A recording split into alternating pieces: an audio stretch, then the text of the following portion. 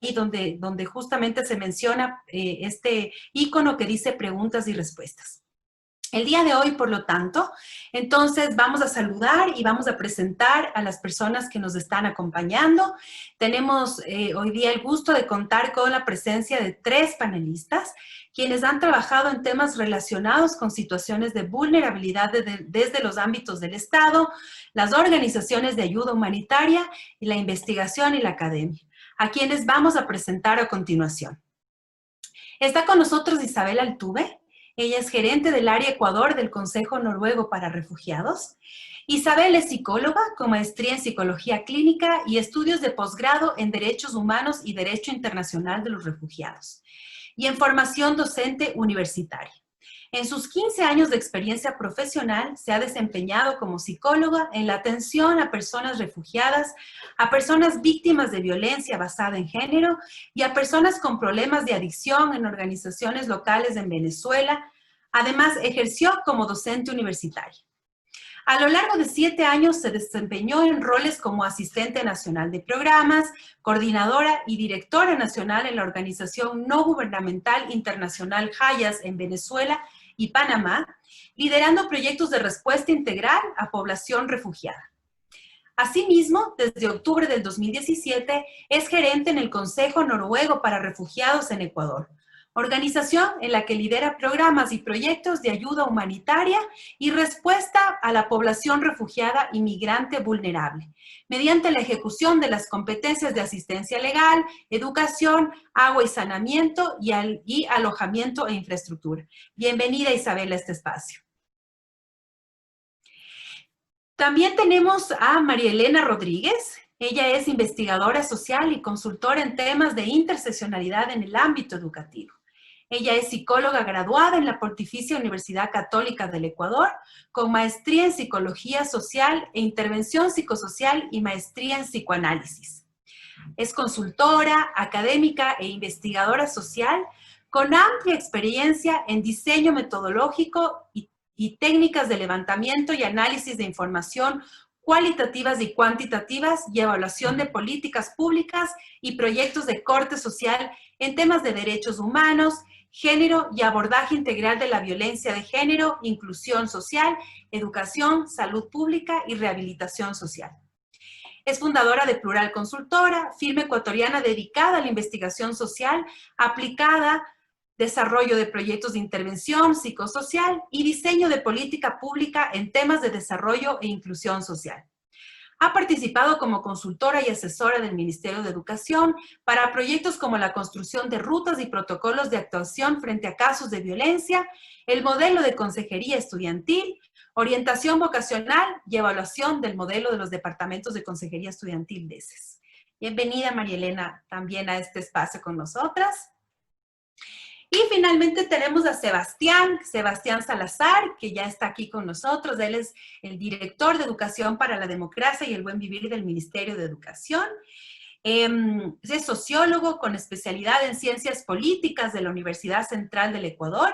Tiene un diplomado en Gestión Ambiental, es maestrante de Estudios Urbanos y tiene amplia formación en procesos de participación ciudadana, prevención de la violencia y políticas públicas.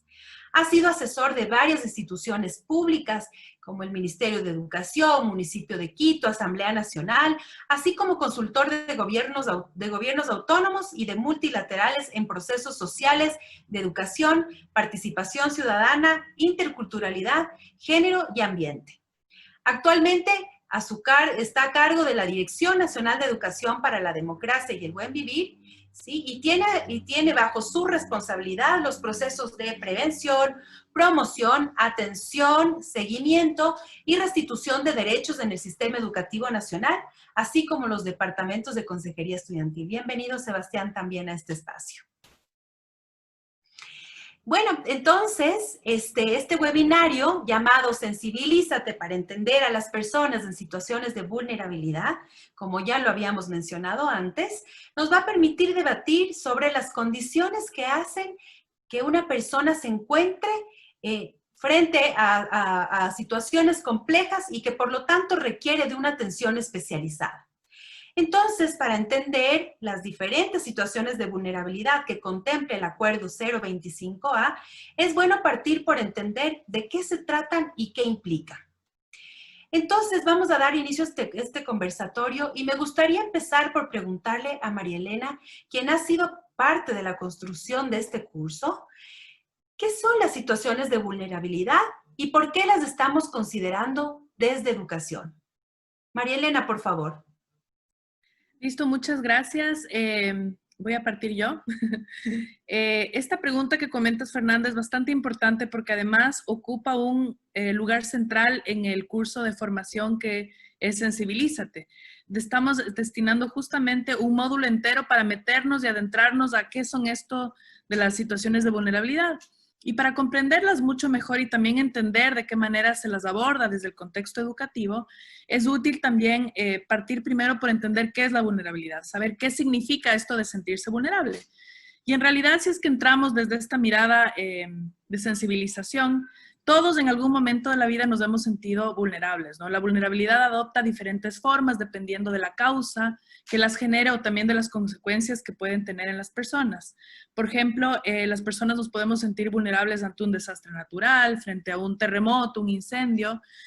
Una persona se puede sentir vulnerable al perder su trabajo, al estar atravesando momentos emocionales duros, por ejemplo, atravesar por un divorcio o un duelo, e inclusive si es que nos encontramos en un lugar desconocido. Por ejemplo, es común que las mujeres a veces en los espacios públicos nos podamos sentir vulnerables.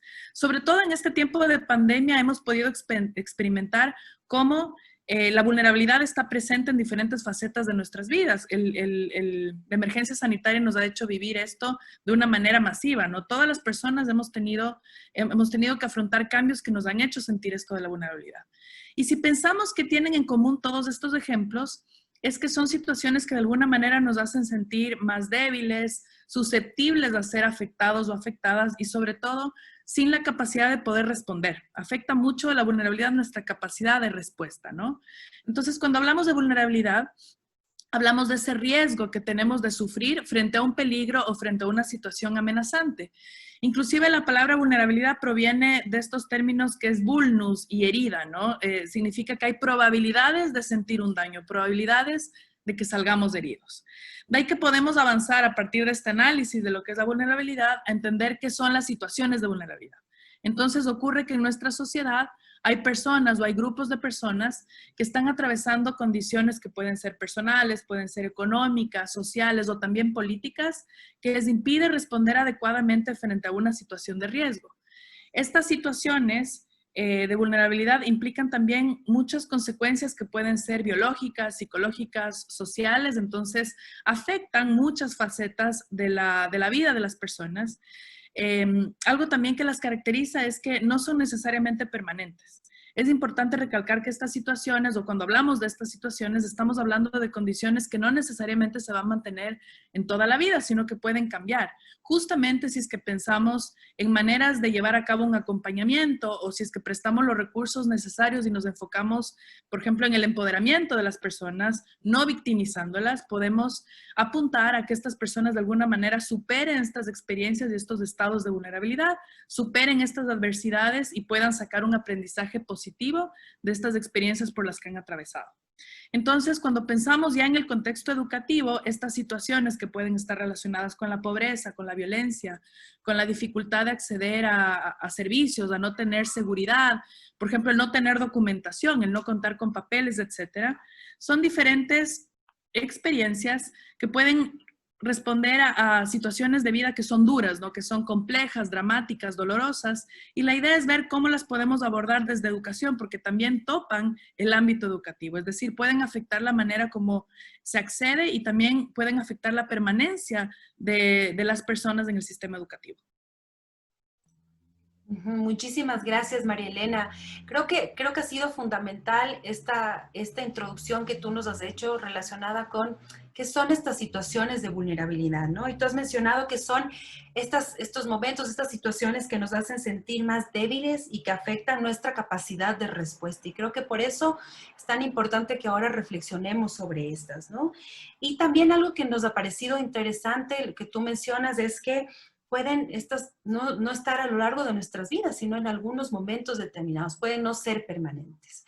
Entonces, ahora que tú nos has hecho esta introducción sobre qué son las situaciones de vulnerabilidad, les proponemos hacer ahora un ejercicio en una de las plataformas que las personas que nos han ido siguiendo en estos webinarios ya las conocen y son expertos, y entonces se llama el Mentimeter, ¿no es cierto? Que ustedes ya la conocen.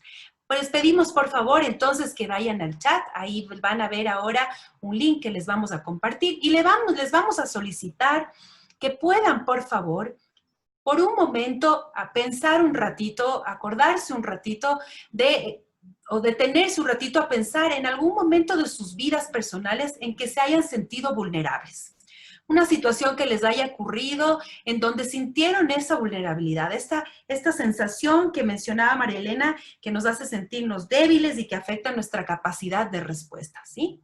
Cuando ya hayan ubicado esta situación, van a escribir la sensación o sentimiento que les produjo ese momento de vulnerabilidad en el Mentimeter, de modo que podamos recoger cuáles son las sensaciones que cada uno de ustedes experimentaron cuando atravesaron por uno de estos momentos. Entonces, les pedimos que ahora, por favor, sí, puedan ir al chat, puedan ingresar en el link que les hemos puesto en el chat y que hagan este ejercicio por unos segundos de acordarse cuándo fue ese momento, cuándo fue ese lugar en el que yo me sentí vulnerable y que podamos recordar la sensación que tuvimos y escribirla en una sola palabra, ¿sí? La sensación o el sentimiento que tuvimos cuando nos sentimos vulnerables, cuando nos sentimos débil, cuando nos sentimos que no podíamos responder de acuerdo a todas nuestras capacidades porque la situación que estábamos atravesando era muy compleja, era muy triste, ¿sí?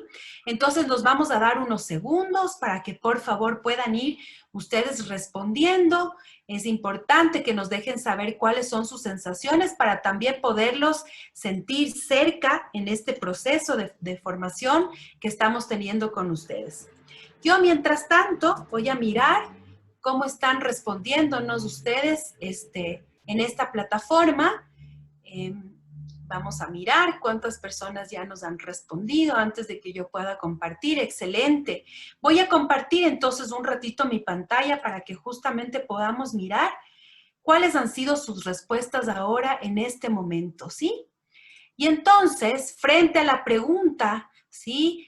O frente a este ejercicio de poder poner en una palabra y describir cuál fue la sensación o el sentimiento que tuve que me produjo ese momento de vulnerabilidad, vamos a ver que la palabra más frecuente, que es la más grande, y la más grande significa que muchos de ustedes, de las personas que ahorita están compartiendo con nosotros, la han podido ubicar, es el miedo, ¿sí? Cuando hemos estado en este momento de vulnerabilidad, la sensación, el sentimiento que hemos tenido por sobre todo ha sido de miedo, de impotencia, de temor, inseguridad, tristeza, ¿sí? Y yo creo que ahora que vamos a estar leyendo este cuadro, esta nube de palabras acá, seguramente nos vamos a sentir todas y todos muy identificados con estas sensaciones y con este sentimiento, porque cuando estamos frente a una situación de vulnerabilidad, lo que sentimos es justamente miedo, impotencia, temor, inseguridad, tristeza,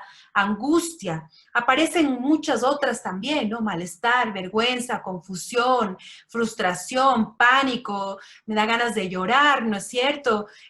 Angustia, ¿no? Preocupación, indefensión, abandono. Abandono es otra de las sensaciones, ¿no? Incertidumbre, desconsuelo, nervios, ¿no? Indignación. Y como vemos entonces en este ejercicio que lo seguimos, voy a volver a actualizar una vez más para mirar si es que tenemos más respuestas que nos permitan mirar. Excelente, tenemos 151 personas que están respondiendo frente a este ejercicio y vemos que aquí también aparecen estas mismas sensaciones, ¿no? Miedo, impotencia, temor, tristeza, inseguridad, angustia y varias de abandono, ¿no? Abandono. Y muchas de estas sensaciones, como podemos ver además en este ejercicio que estamos realizando conjuntamente con ustedes, todas estas sensaciones son tristes, son profundas, ¿no es cierto? Entonces, bueno, luego de haber hecho este importante ejercicio y de haber mirado que cuando nos encontramos frente a una situación de vulnerabilidad, las sensaciones que tenemos, los sentimientos que experimentamos, generalmente nos hacen sentir tristes, desprotegidos, frustrados. Yo le quisiera hacer una pregunta a Isabel. Isabel, a partir entonces de estos resultados, ¿nos podrías por favor contar un poco desde tu experiencia de trabajo en el Consejo Noruego para Refugiados, cuáles son las vivencias y particularmente cuáles son las emociones por las que atraviesan los niños, niñas y adolescentes en situación de movilidad humana o situaciones de refugio? Por favor. Hola, sí, claro, buenas tardes a todos y a todas. Un gusto compartir con ustedes por esta vía y en este webinar. Bien, bueno, probablemente es un concepto y un término que ya han revisado antes, pero debemos partir señalando quiénes son las personas en situación de movilidad humana y también usualmente nos referimos en muchas ocasiones a este grupo de personas como personas migrantes. Son personas que se mueven de un lugar a otro ejerciendo su derecho libre a la circulación de forma voluntaria o de forma involuntaria. ¿Por qué esto es importante de definir? ¿Por qué es importante identificar? Porque, bueno, yo voy a centrar mi respuesta principalmente en ese grupo de personas que deben cruzar una frontera internacional y que la razón por la que cruzan la frontera internacional y se van de su país de origen o de residencia a otro, básicamente está motivada por razones de fuerza mayor, por conflictos armados, por violencia, por estados fallidos, situaciones graves de orden público que hacen que tengan que tomar la decisión o que vean que no tienen otra opción más que buscar protección en otro país. Este grupo puede ser identificado como personas refugiadas o personas en búsqueda de protección internacional o migrantes vulnerables. ¿Por qué esto es importante? Porque este grupo lo constituyen mujeres, hombres, personas adultas, personas de la tercera edad, niños, niñas y adolescentes. Personas con diversas características. Y en ese sentido, sabemos que toda experiencia migratoria y especialmente o particularmente la experiencia de migrar o de cruzar una frontera forzosamente implica una crisis en la vida de toda familia y de toda persona. Y en la familia están los niños, niñas y adolescentes. Esta familia y estos niños tienen un dilema entre el origen, dónde pertenecían, dónde tenían, eran identificados de alguna forma como el niño que es el jugador de fútbol, como el buen estudiante, el que es bueno en matemáticas, el que es el niño, la niña más alegre del barrio, que le gusta bailar. Es decir, te identifican, te conocen, eres familiar y llegas a un lugar donde ya eso no está. Es un país nuevo donde hay costumbres y donde la cultura en su cotidianidad es diferente. Aún si compartes el idioma, ese cambio de costumbres en términos de lo que comes, de cómo funciona el ciclo escolar, el ciclo educativo, cómo es el estilo de las comunidades donde se vive, genera algo que pudiéramos denominar un choque, una diferencia cultural donde ya no te conocen, donde la maestra o el docente no sabe que a ti te gustan mucho las matemáticas o la cátedra de lengua, en fin. Entonces, definitivamente esto implica retos para todos los seres humanos que lo viven, adultos y especialmente los niños. A veces hay la impresión, o los papás, las mamás, los abuelitos que viven con los niños tienen la impresión de que estos no saben, no se dieron cuenta, no tienen idea de por qué se tuvieron que cambiar de un país a otro y cambiar de casa. Pero la experiencia indica que esto no es cierto. Los niños pueden no saber una explicación política, social, económica, que los adultos podemos describir sobre qué pasa en un país que motiva que la familia se mueva. Pero el niño sí que lo sabe. Lo sabe porque saben que ahora los papás están tristes. Lo sabe porque saben que el papá o la mamá no tiene trabajo, no tiene con qué comprar la comida, aunque intenta engañar o disimular diciendo que sí hay comida o haciendo magia con eso. Como el papá no sabe explicar por qué ahora no hay fondos para comprar todos los libros que se necesitan en la escuela. Es decir, los niños lo perciben.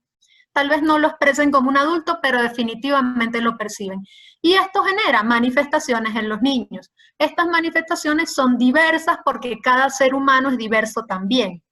¿Sí? Podemos tener niños que se sientan tristes, que se muestren irritables, que empiecen a presentar más temores o un temor intenso que antes no presentaban, tal vez hostiles.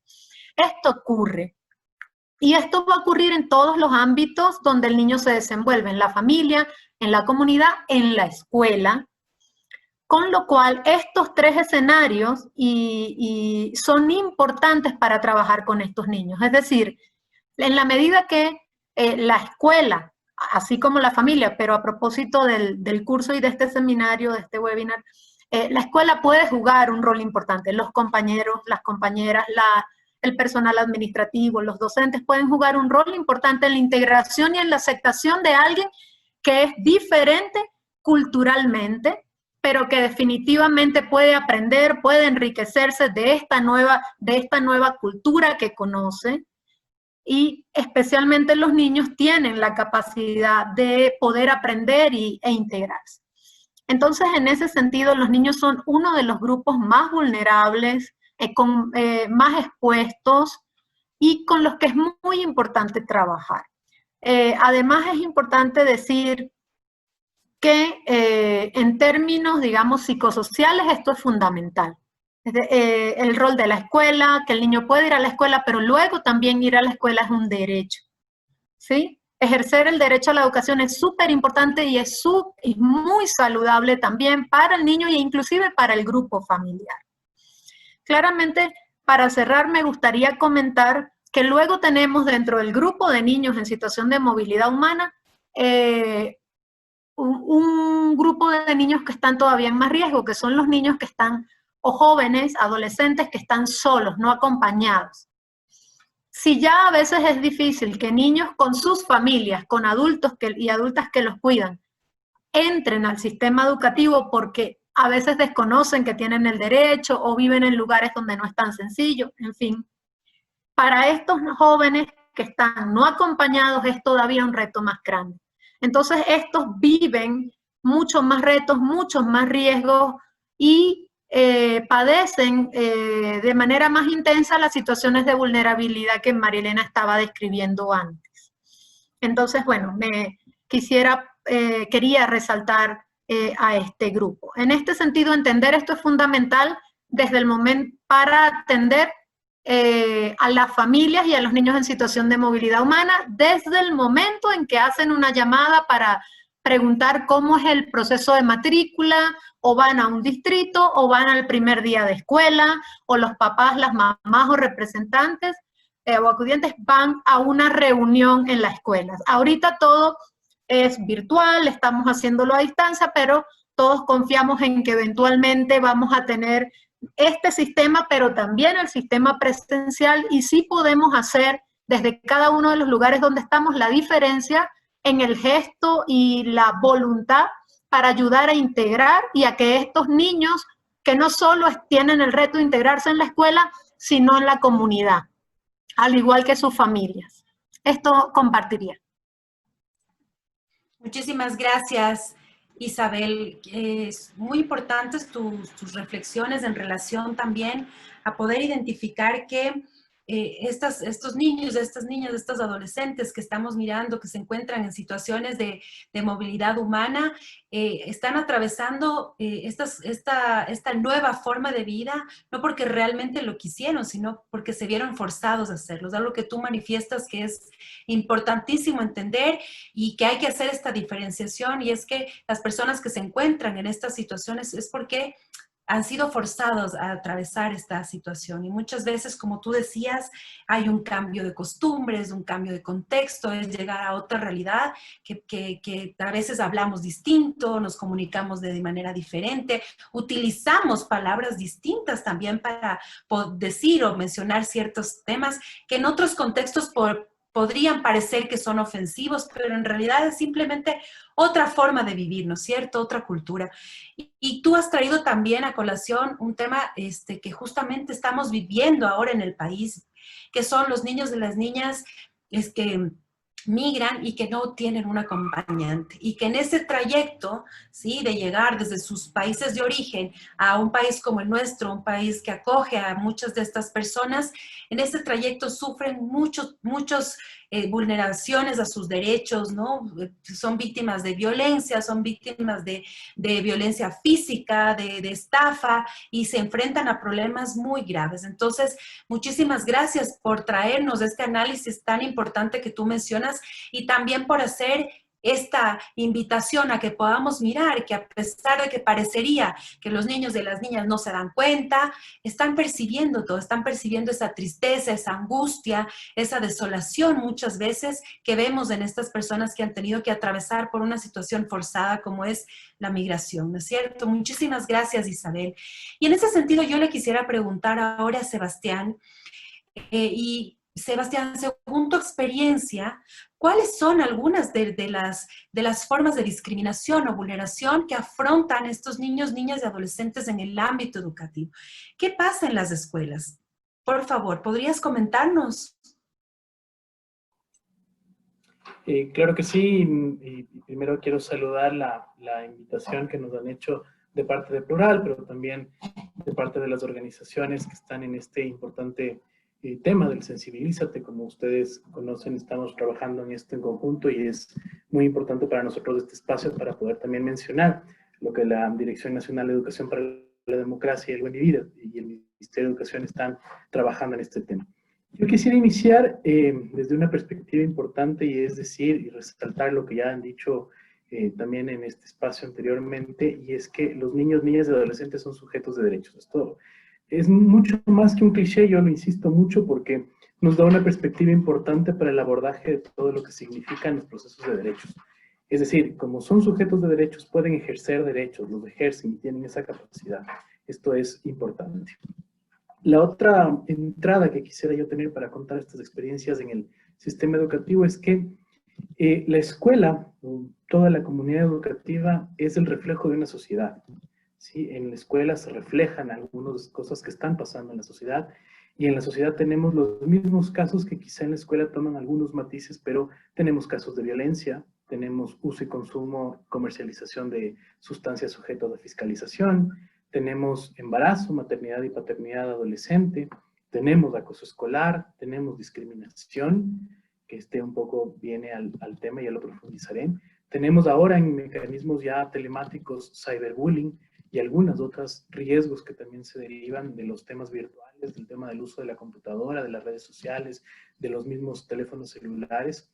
Y también tenemos problemas ya un poco más adscritos al tema pedagógico como rendimiento, problemas afectivos también entre los estudiantes, porque como decíamos, al reconocerlos como sujetos de derechos, también los reconocemos como personas, y esto tiene una esfera muy importante porque sabemos que no toda la educación está centrada en el conocimiento y en el currículo, sino hay una esfera integral que tiene que ver con el tema psicoemocional, con el tema afectivo, con el tema de las relaciones entre padres y también en relaciones con sus familiares, con sus docentes.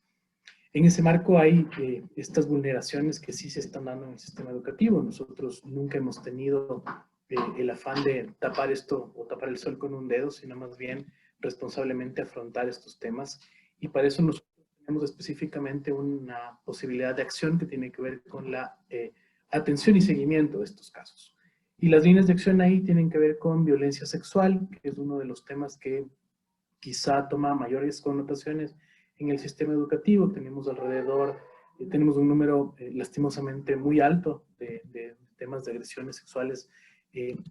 Digamos, en la estadística la ventaja, digamos, entre comillas, o no sé, la división que tenemos entre los casos que se dan en el sistema educativo, en la institución educativa, que se dan fuera, por suerte siguen siendo menores todavía en el sistema educativo en sí mismo.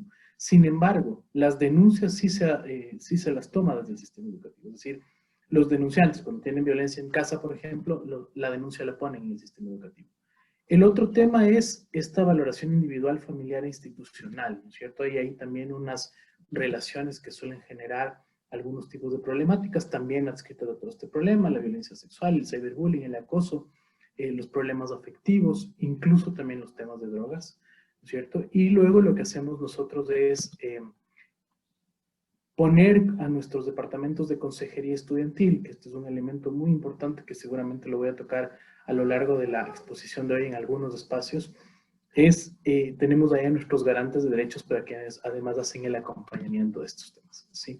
Yo quisiera mencionar que, por otro lado, para no dejarlo todo en negativo también, tenemos procesos de promoción y de prevención. Y en esto yo quiero contar también experiencias que probablemente sean un poco alentadoras y que tienen que ver que frente a estas problemáticas también hemos recibido organización de parte de nuestros estudiantes, de nuestros padres de familia, de nuestros docentes, que buscan de nuestros DECES, de nuestros UDAIs, que buscan estos espacios para enfrentar estas situaciones. ¿Cómo han enfrentado? Distintos tipos. La participación, por ejemplo, y la organización es un elemento clave para enfrentar estos procesos.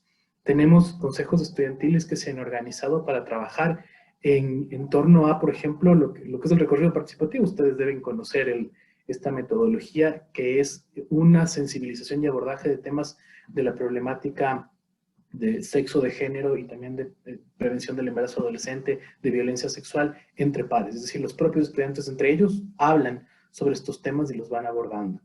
El Educando en Familia, que es una instancia muy, muy chévere, muy hermosa que se da en relación a padres que se organizan y están aprendiendo juntos en relación a sus DECES y a sus docentes, y en familia abordan también estas problemáticas. Entonces, quería mencionar estos elementos también porque, aunque sabemos y estamos conscientes de que tenemos muchos problemas, ahora vamos a profundizar el tema de la xenofobia, del acoso escolar, pero también decirles que hay espacios alentadores que nos siguen manteniendo en esta responsabilidad de afrontar estos problemas con los actores, porque eso sí es un tema que hay que dejar claro. No vamos a resolverlo desde la dirección, desde la subsecretaría, desde el despacho ministerial o desde la cooperación solamente, sino con la responsabilidad de trabajar todos y todas en conjunto. Eso, Fer. Muchísimas gracias, Sebastián, por también ponernos aquí en este espacio de reflexión, un tema importante que tenemos que discutirlo y que tiene que ver con lo que tú mencionabas de que la escuela es este lugar en donde se reproducen muchas estas formas de discriminación y de vulnerabilidad, lamentablemente, ¿sí? Y por eso justamente es que estamos creando estos espacios, porque nos enfrentamos a diario a varias situaciones de discriminación y vulneración a las personas, a los estudiantes, a todos los miembros de la comunidad educativa. Y creo que es fundamental entender que es solamente el compromiso de todas las personas que hacemos parte de la comunidad educativa y en realidad de la sociedad es que vamos a poder cambiar estas formas que muchas veces se han naturalizado como comunes en nuestra comunidad, ¿sí? Entonces, bueno, muchísimas gracias y bueno, sin duda estas experiencias que nos describen nos permiten identificar las barreras y dificultades personales, familiares y sociales que viven muchas personas migrantes cuando arriban y o transitan por nuestro país. Que además permite limitar el ejercicio de sus derechos, entre los cuales está la educación. No obstante, la movilidad humana no es la única situación de vulnerabilidad que se presenta en el ámbito educativo, tal como tú lo mencionabas, Sebastián, hace un momento. Vamos a avanzar entonces ahora con la segunda sección de este webinario, tratando de mirar y de aprender sobre las otras situaciones de vulnerabilidad que afectan a las personas en su ejercicio de la educación. Para esto, vamos a realizar ahora otra actividad interactiva con el público, con las personas que nos están ahorita escuchando, que nos están mirando. De esta manera la sentimos un poquito más cerca y rompemos también a veces esta distancia que nos ponen las pantallas, ¿no? Y vamos a hacer ahora una mini encuesta, una encuesta muy pequeñita, en la que les pedimos que por favor ahora justamente nuevamente en el chat de este webinario y también en el chat del webinario, de los que están mirándonos por el Facebook Live, van a poder mirar este link en el que le pedimos que puedan ingresar y respondan sobre cuáles creen de todas las que se muestran en este cuestionario son las situaciones de vulnerabilidad que se consideran desde el sistema educativo. ¿Sí? Les pedimos por favor entonces que ahora nuevamente, ahí está Carla, ya nos ha compartido por el chat, también vamos a ver que lo puedan compartir por el chat del Facebook Live, el link para poder entrar a este cuestionario y poder responder, elegir cuáles nosotros consideramos o creemos que son las situaciones de vulnerabilidad que se consideran desde el sistema educativo. Nos vamos a dar también unos segundos para que todas las personas que estamos ahorita aquí en este webinario podamos responder, hasta mientras yo voy a avanzar a mirar cómo están respondiéndonos todas las personas para que podamos mirar entre todos y todas las respuestas. Perfecto, entonces les pedimos que por favor vayan ingresando. Como les decimos, esto tiene el objetivo de que podamos ir aprendiendo conjuntamente, que podamos ir mirando cuáles son nuestros conocimientos y sobre todo poder hacer este ejercicio al finalizar este tipo de conversatorio sobre cuáles han sido nuestros principales aprendizajes, ¿sí? Muy bien, ya estamos teniendo 71 respuestas, perfecto, muchísimas gracias por seguirse sumando. Voy ahorita mismo a compartir la pantalla para que podamos analizar conjuntamente cuáles han sido los resultados. Y entonces, frente a la pregunta de cuáles creemos que son las situaciones de vulnerabilidad que se consideran desde el sistema educativo, ¿sí? Vemos que la mayoría de participantes han marcado a cada una de las opciones planteadas, ¿sí? Mayoritariamente a las que mencionan a las personas en movilidad humana, a las personas con discapacidad, ¿no es cierto? Personas en situación de mendicidad, cada vez va cambiando esto, cada vez que siguen llenando. Como ven, ahora tenemos 169, 170 respuestas a lo que estamos a esta actividad que estamos generando. Y se menciona aquí que las principales situaciones de vulnerabilidad o que nosotros consideramos que son situaciones de vulnerabilidad, entre las principales se mencionan a las personas de movilidad humana, personas con discapacidad y personas sin documentación de identidad, ¿sí? También se han marcado las otras, han marcado cada una de las otras opciones y esto nos permite justamente analizar con estas 206 respuestas, 209, sigue aumentando el número. Muchas gracias por ir participando. Y estamos viendo que varias de ustedes y varios de ustedes han marcado a varias de las opciones que estamos mostrando o generando en esta mini encuesta para seguir reflexionando sobre las situaciones de vulnerabilidad. Y entonces, luego de que hemos visto que reconocemos que hay varias situaciones de vulnerabilidad que no se refieren únicamente a las personas de movilidad humana, sino que hay muchas más. Quisiera entonces preguntarle ahora a Isabel, en tu experiencia, Isabel, cuando organizaciones como el Consejo Noruego para Refugiados trabajan con personas en situaciones de vulnerabilidad, nos imaginamos que se han encontrado con otras situaciones de vulneración de derechos. ¿Nos podrías comentar si han abordado casos de violencia, trata de personas u otros delitos que vulneren el derecho a la educación? Hola, sí, bueno, creo que hay que partir del hecho que Sebastián comentaba y es que en la sociedad tenemos manifestaciones de diferentes tipos de vulneración de derechos y situaciones difíciles o de vulnerabilidad que atraviesa toda la población y que eso no tiene distingo de nacionalidad.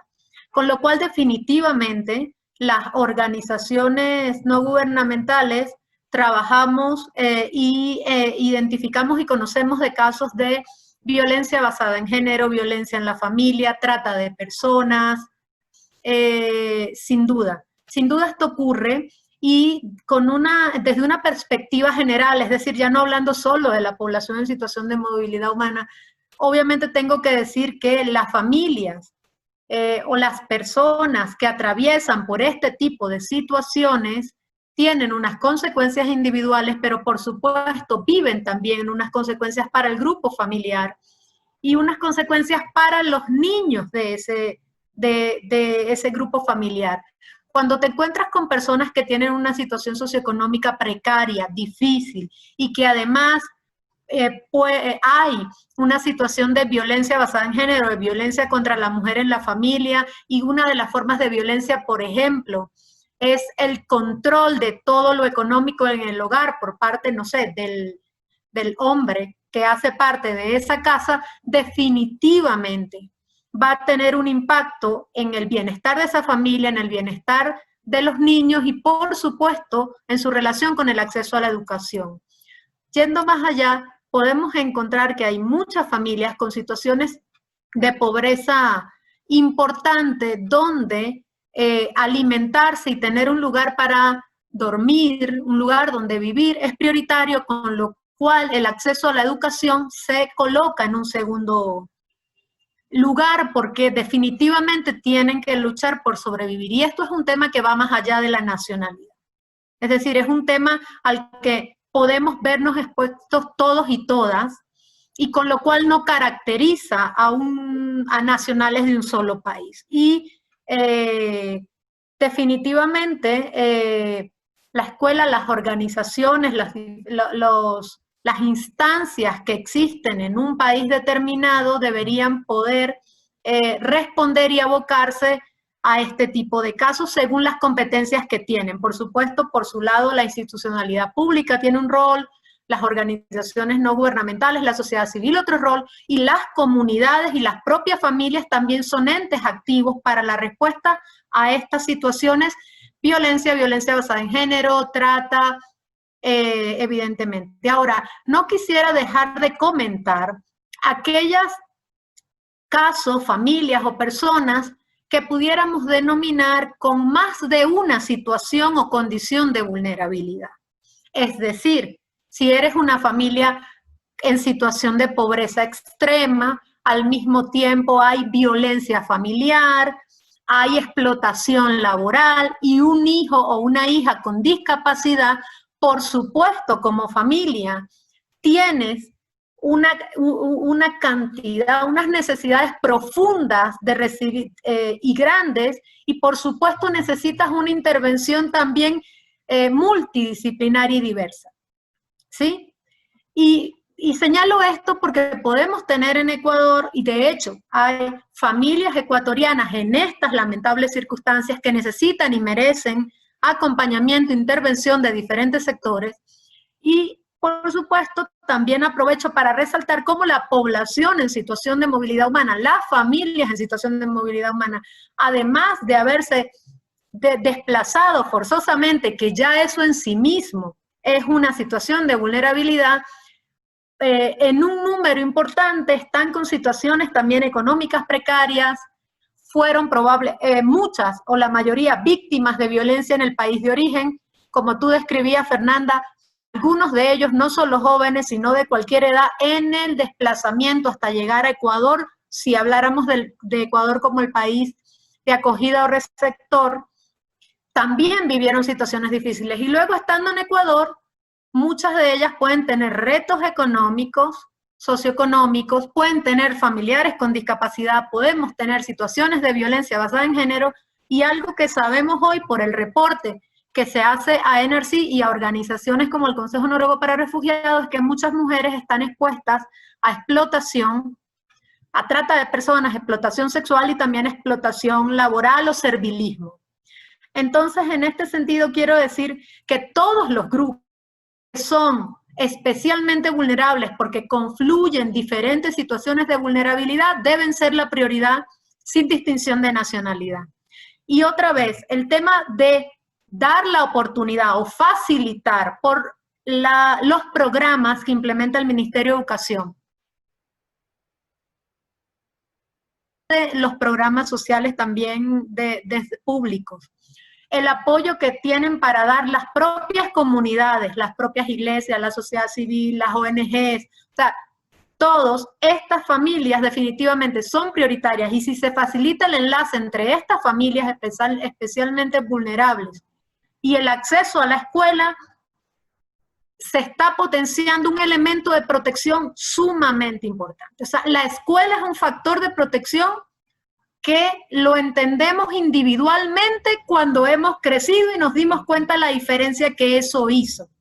A pesar de toda la historia lamentable y trágica que pueda tener una persona o una familia que no desaparece ni se borra, pero creo que apoyar desde los diferentes lugares a que un niño vaya a la escuela en esta familia puede hacer una diferencia importante, inmediata y en el futuro.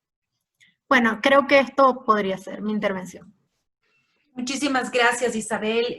Tú has traído también ahora al debate dos temas fundamentales, ¿no? El uno que tiene que ver justamente con cómo confluyen varias situaciones de vulnerabilidad en una sola familia, en una sola persona muchas veces, y que eso obviamente tiene que prendernos unas alertas y ponernos a desarrollar alternativas, estrategias para poderlas incluir a el segundo tema importantísimo, a la escuela, que es uno de los factores de protección más importantes. Este curso que se ha realizado, Sensibilízate, justamente ha tenido una reflexión importante sobre la escuela como un factor protector, porque como tú bien lo mencionas, parecería que esto no tiene mucho sentido, pero solamente cuando también miramos además la diferencia de qué pasa con las personas que han podido acceder a una escuela, a la educación, y las personas que no lo han podido hacer, y mirar que en ese no acceso ocurren muchas situaciones que permiten que las personas al final no tengan las mismas oportunidades, es que logramos visualizar que la escuela eminentemente es un factor protector y que necesitamos hacerla mucho más inclusiva. Yo quisiera solamente aquí tomar un ratito un comentario de Luisa Molina, que por aquí por el Zoom nos dice, muy dinámica la explicación de las reflexiones, sensibilízate, inclusión es dar respuesta a la diversidad. Justamente eso es lo que busca estos espacios, trabajar con la diversidad, dar respuesta inclusiva a la diversidad, porque es lo que nos enriquece también, ¿no? Gracias, Isabel, también por tus reflexiones y por comentarnos estos temas. Y ahora quisiera entonces preguntarle a Sebastián. Sebastián, ¿nos podrías contar experiencias específicas del lado del sistema educativo para garantizar el derecho a la educación de algunos grupos puntuales? Por ejemplo, nos gustaría saber más sobre cómo se abordan casos de personas con enfermedades catastróficas o terminales, con personas privadas de la libertad o adolescentes embarazadas, madres o padres. ¿Existen acciones específicas que se llevan a cabo para que puedan estudiar reconociendo sus necesidades? Ayúdanos, Sebastián, por favor.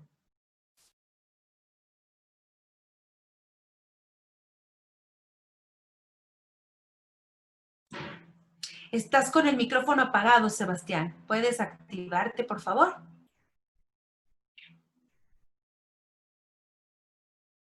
Sí, pueden tal vez ayudarle, Marce o Andrés, por favor, a Sebastián, para que pueda prender su micrófono.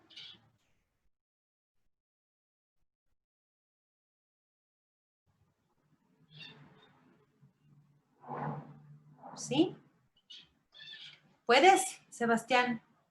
¿Sí, no? ¿No? Por favor, hasta que entonces hasta que alguien pueda, por favor, tal vez Andrés o tal vez Marce, que nos están ayudando permanentemente, si podríamos mirar si le ayudamos a Sebastián. Y hasta mientras, vamos a continuar con María Elena. Y le voy a preguntar ahora a María Elena, justamente con esto que trajo a colación Isabel sobre las múltiples formas de vulnerabilidad que pueden aparecer en la vida de una persona o de una familia. María Elena, ¿puedes comentarnos cómo entra el concepto de interseccionalidad en el abordaje de estas diferentes situaciones de vulnerabilidad? Y sobre todo también, ¿cómo se plantea la interseccionalidad en el módulo 3 de Sensibilízate, por favor? Ya, yo también tengo que activar mi micrófono. Pues bueno, la interseccionalidad es un concepto técnico que se utiliza mucho en el ámbito de los estudios sociales, de la investigación. Es una categoría de análisis social que nos permite reconocer que entre los individuos existen varias diferencias, muchas variables que tienen que ser consideradas y que plantean situaciones a veces de privilegios, pero también de opresión entre los diferentes grupos sociales. Este es un concepto que nace con una autora bastantes décadas atrás que se llama Crenshaw. Ella se dio cuenta de que, por ejemplo, cuando se aplicaban estudios de género, cuando se hacían estudios entre las mujeres, había muchas diferencias también dentro del mismo grupo poblacional de las mujeres. No es lo mismo ser víctima de violencia cuando eres una mujer blanca a cuando eres una mujer que pertenece a alguna nacionalidad o etnia, etc. Entonces, a partir de ese análisis es que podemos utilizar este concepto, el de la interseccionalidad, para también trabajar con las situaciones de vulnerabilidad. Como bien decía hace un momento Isabel, en el acuerdo 025A se contemplan 16 diferentes tipos de situaciones de vulnerabilidad, pero no podemos verlas a todas de manera estática. Van a haber diferencias, van a haber contextos diferenciados en cada caso. Por ejemplo, como bien decía Isabel, puede que una persona experimente una situación de vulnerabilidad, pero además también atraviese otras. Entonces se trata de realidades que empiezan a cruzarse. Y el concepto de interseccionalidad nos permite entender que dentro de esos mismos grupos humanos hay diferencias y que en estas diferencias pueden justamente aparecer subgrupos que tengan privilegios frente a otros que sufran discriminación o puedan vivir alguna opresión. Entonces, si lo pensamos desde el Acuerdo 025A, existen varias categorías que podemos cruzar con esos 16 grupos. Por ejemplo, si es que pensamos en el rango etario, ese es un criterio de interseccionalidad, es decir, dentro del grupo de personas, por ejemplo, de movilidad humana, no va a ser lo mismo atravesar por esa experiencia de movilidad humana si es que eres un adulto mayor o si es que eres un niño, niña o adolescente, ¿no?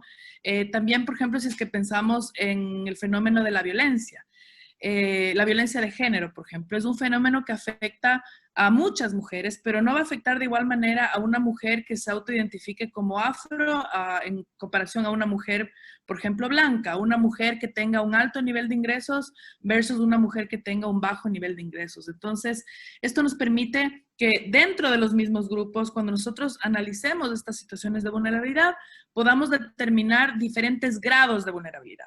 Dentro de estas situaciones que estamos mencionando, no todas las personas son iguales. El criterio de interseccionalidad nos permite reconocer esas diferencias dentro de los diferentes grupos. Entonces, por situar un ejemplo, ¿no? Hace un momento Sebastián hablaba de las personas que están en situación de privación de libertad.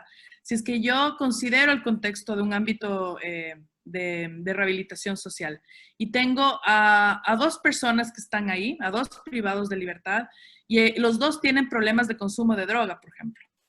Vemos cómo por una parte está la situación de vulnerabilidad de ser privado de libertad, también vemos que está la situación de pasar por un problema de consumo de alcohol o de drogas.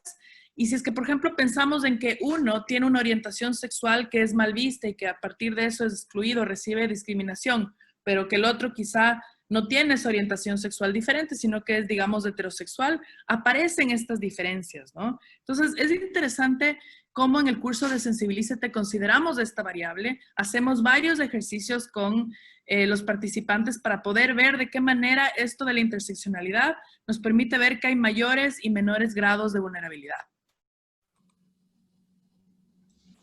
Sí, muchas gracias, Marilena. Bueno, nos has puesto como varios ejemplos también para poder entender cómo varias de estas situaciones de vulnerabilidad confluyen en la vida de una persona que nos hace justamente estar mucho más alerta a sus condiciones y en cómo podemos aportar desde donde estamos. Ahora estamos reflexionando justamente desde el sistema educativo, desde la escuela, cómo poder intervenir, qué poder hacer, ¿no es cierto? Yo quisiera también solamente recordarles, primero agradecer, vemos que tenemos personas de todo el país, de Machala, de San Lorenzo, de varias ciudades del país que están aquí presentes ahora compartiendo con nosotros en este importante webinario.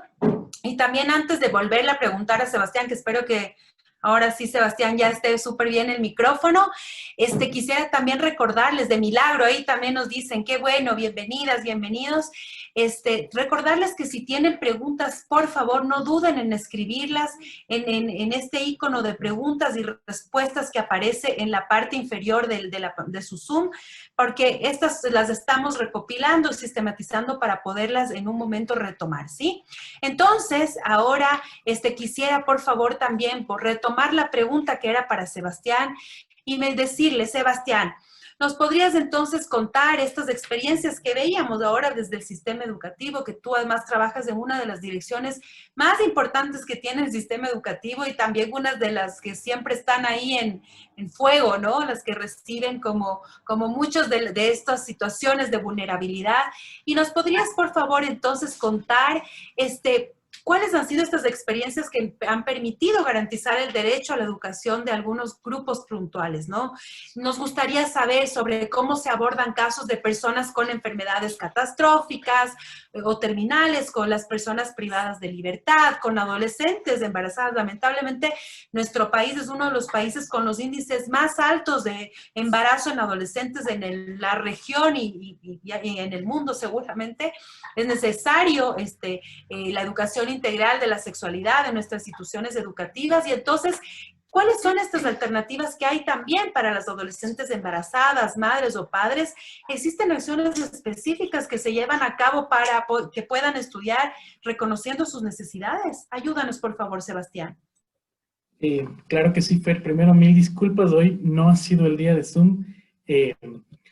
Quizá a la inversa de lo que nos pasa cuando a veces nos reunimos con ustedes trabajando en estos temas que les pasa a ustedes con Teams, quizá ya estamos tan acostumbrados y tan instalado todo, otras plataformas que esta no nos permitió y a veces se me ha colgado ya varias veces. Bueno, quiero entrar ya en el tema de la pregunta. En efecto, nosotros consideramos estas varias situaciones particulares que tienen nuestros estudiantes, pero también sus familias. Yo recalco siempre porque el proceso educativo no es solo de los estudiantes, sin duda es de la comunidad educativa donde están estudiantes, niños, niñas y adolescentes, padres y madres de familia, autoridades, DECES, docentes, el personal del Ministerio de Educación en sus distintos espacios, etcétera. Pero también no todos son niños, niñas y adolescentes, y esto es interesante porque tenemos muchas ofertas en las que hay otras personas que garantizando su derecho a la educación están accediendo y necesitan, como ustedes decían y como decía la pregunta, quizá una especificidad para esas ofertas. Vale decir como dos partes en esta respuesta. Lo primero es que nosotros conseguimos un sistema educativo inclusivo. Esto es una mirada muy interesante porque es un sistema que en lugar de confinar a grupos de estudiantes parecidos en un espacio, lo que hacemos es incluir la diversidad que tenemos en el sistema educativo en todos los espacios. Y esto incluye también algunos temas que se podrían pensar complejos como necesidades educativas especiales asociadas o no a la discapacidad. Esto es clave porque nosotros lo que hemos dicho es los estudiantes que tienen alguna de estas circunstancias no pueden estar en casa, no pueden estar rezagados en un espacio, sino que deben incorporarse porque este mismo hecho de incorporación genera algunos factores en los que puedan ejercer otros derechos. ¿Cómo abordamos este tema? Cuando tenemos estas prácticas concretamente en las instituciones educativas, son nuestros UDAIs. He visto muchos UDAIs que nos están escribiendo y que están conectados ahora, y son estas unidades de apoyo a la inclusión quienes hacen estas adaptaciones curriculares para que estas personas con necesidades especiales puedan acceder a la educación en las mismas condiciones o en condiciones lo más cercanas posibles al resto de los estudiantes. Pero también el otro lado es que tenemos ofertas especializadas e inclusivas. ¿Qué quieren decir? Cuando en efecto no podemos garantizar la educación en una institución educativa a personas que tienen una especificidad concreta por las circunstancias en las que viven, generamos una oferta educativa para estas personas. Concretamente voy a mencionar una, personas privadas de libertad. Este es un espacio que nuestros privados de libertad están en algunos centros carcelarios, ¿no es cierto? Y no han culminado procesos educativos, no pueden acceder a la educación. Entonces lo que hace el ministerio es que lleva la oferta educativa a estos centros educativos, a estos centros de privación de libertad, y en conjunto con las autoridades correspondientes se van generando el proceso educativo. Pero también lo hacemos para otros grupos humanos, por ejemplo para nuestros migrantes en el exterior. El Ministerio de Educación tiene una oferta virtual para personas que han migrado y que son ecuatorianos y están cumpliendo, por ejemplo, labores principalmente en Estados Unidos y en Europa, donde tenemos a los dos grupos más importantes de personas que están trabajando en estos procesos, para que puedan acceder virtualmente a la educación que brinda el Ministerio de Educación y que tengan su título reconocido en el Ecuador, y así el Estado ecuatoriano los garantiza también como ciudadanos ecuatorianos que están en una situación de movilidad humana, a la inversa ahora, pero garantiza esos espacios. Por otro lado, También en el tema de enfermedades catastróficas o terminales. Esto es muy complicado porque sí, digamos, las circunstancias de trabajar en centros hospitalarios han sido complejas. Sin embargo, tenemos un programa que se llama Aulas Hospitalarias. Y este programa habla de docentes capacitados en estas circunstancias pedagógicas especiales que se movilizan a las instituciones hospitalarias y en la sala del hospital generan procesos educativos de acompañamiento para que también estas personas tengan la garantía de sus derechos, ¿no? Entonces, quería contarles estas dos visiones, ¿no es cierto? Una visión que es inclusiva y que tiene como algunos temas concretos en la misma institución educativa, pero también unas ofertas muy especiales. La importancia de esto es que la educación sigue siendo dinámica y hay que concebirla así. Y entonces la garantía del derecho también tiene que entrar en este dinamismo. Y eso significa que necesitamos tener la capacidad de adaptar a estos nuevos procesos. Justamente ya se han mencionado algunos temas, por ejemplo, con las diferentes realidades que vamos enfrentando. La misma pandemia ha sido eso. La misma pandemia nos ha enfrentado a una realidad en la que lo más importante es manejar y mantener el sistema educativo funcionando, garantizar el derecho a la educación. ¿Cómo? Pues esto ha sido un ejercicio colectivo de irlo construyendo sobre la marcha y gracias a la posibilidad de estas reflexiones, de estos ejercicios, es que hoy hemos dado unos saltos importantes también en estos procesos. Eso en este punto, Fer y colegas del panel. Gracias, Sebastián, también por comentarnos esta amplitud de ofertas, de programas, de estrategias que el Ministerio de Educación ha desarrollado y obviamente tiene que seguir desarrollando para que realmente podamos construir un sistema educativo inclusivo, ¿no? Pero claro, no todo depende justamente de las estrategias y los programas, sino también depende de todas las personas que estamos en ese lugar, ¿no? Isabel decía hace un momento, depende de todas las personas que hacemos parte del sistema educativo, no solamente los docentes. Muchas veces creemos que solo los y las docentes son responsables de muchas acciones al interior de las instituciones educativas, pero las instituciones educativas también las hacemos el personal administrativo, como lo veíamos en el anterior webinario, ¿no es cierto? Las autoridades educativas, muchas veces los profesionales de los DESES, los profesionales de los UDAI.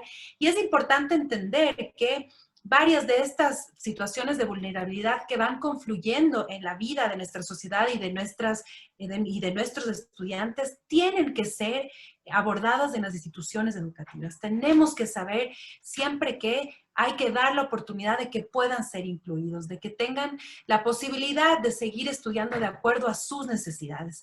Gracias por comentarnos, Sebastián, también el trabajo que hacen con las personas que padecen de enfermedades catastróficas, de las personas que están privadas de la libertad, a quienes no se les puede negar a ninguna de estas personas del derecho a la educación. Yo solo quisiera volver a mencionar que también es fundamental que nos planteemos estrategias y nos planteemos también herramientas para abordar los temas que mencioné anteriormente sobre educación integral de la sexualidad, que nos van a permitir desmitificar un montón de mala información que existe con relación a este tema y que por sobre todo nos va a permitir entregar información que necesitan conocer los niños, niñas, adolescentes, personas adultas que hacemos parte de la comunidad educativa para evitar que niñas sean obligadas a ser madres, para evitar que adolescentes se tengan que enfrentar a una maternidad o una paternidad mucho más anticipada y que podamos construir sociedades más resilientes. Así que muchísimas gracias por sus respuestas. A continuación, vamos a adentrarnos en la tercera sección de este webinar, en donde vamos a conocer más sobre cuáles han sido las diferentes respuestas e iniciativas que se están tejiendo para responder a esta y otras situaciones de vulnerabilidad en el ámbito educativo. Entonces quisiera, por favor, Sebastián, volverte para seguir en esta misma línea que estamos conversando. ¿Qué respuesta se plantea desde el Acuerdo 025 para las diferentes situaciones de vulnerabilidad? Cuéntanos sobre esta iniciativa de respuesta y sus implicancias para garantizar el derecho a la educación, por favor. Claro que sí, Fernanda, colegas nuevamente. Para nosotros ha sido importantísimo este acuerdo, ¿no? Primero quiero decirles que esto se enmarca en lo que ya mencionaba, una educación inclusiva.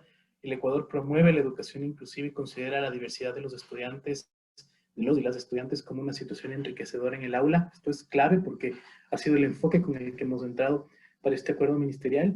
Y el otro es el derecho a la educación. Como yo lo mencionaba, estamos en la obligación como Estado ecuatoriano, como Ministerio de Educación, Autoridad Nacional de Educación, de garantizar este derecho a todas las personas sin distinción de lo que signifique un proceso de nacionalidad, étnico, de género, de identidad sexual, etcétera, o de situación incluso en el marco de lo que ya veíamos, estas vulneraciones específicas como privación de libertad, situaciones de enfermedades catastróficas, etcétera.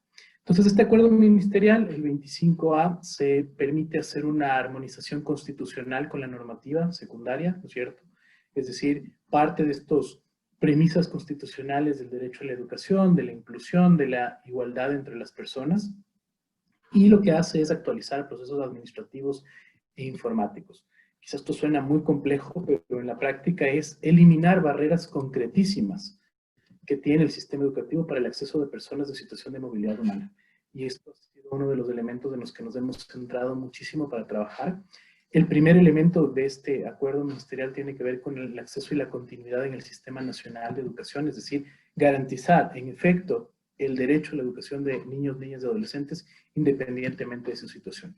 Ahí quizá uno de los temas que es ícono y que se lo ha presentado, yo mismo he tenido la oportunidad de presentarlo en otros espacios, tiene que ver con el tema de la eliminación de barreras administrativas, fundamentalmente documentación para estudiantes, para acceder al sistema, estudiantes extranjeros, para acceder al sistema educativo nacional. Es decir, si un estudiante, por las condiciones que todas y todos conocemos, particularmente en la situación de humanitaria que vive Venezuela, viene al país y no cuenta con documentación, ni cédula, ni identificación, ni pasaporte, ni siquiera sus notas o su título de promoción de algún tema, lo que hacemos es que estos no son requisitos obligatorios para entrar al sistema educativo, sino que aseguramos su incorporación al sistema educativo simplemente con el llenado de un formulario y luego una prueba de ubicación que le permite al estudiante acceder inmediatamente.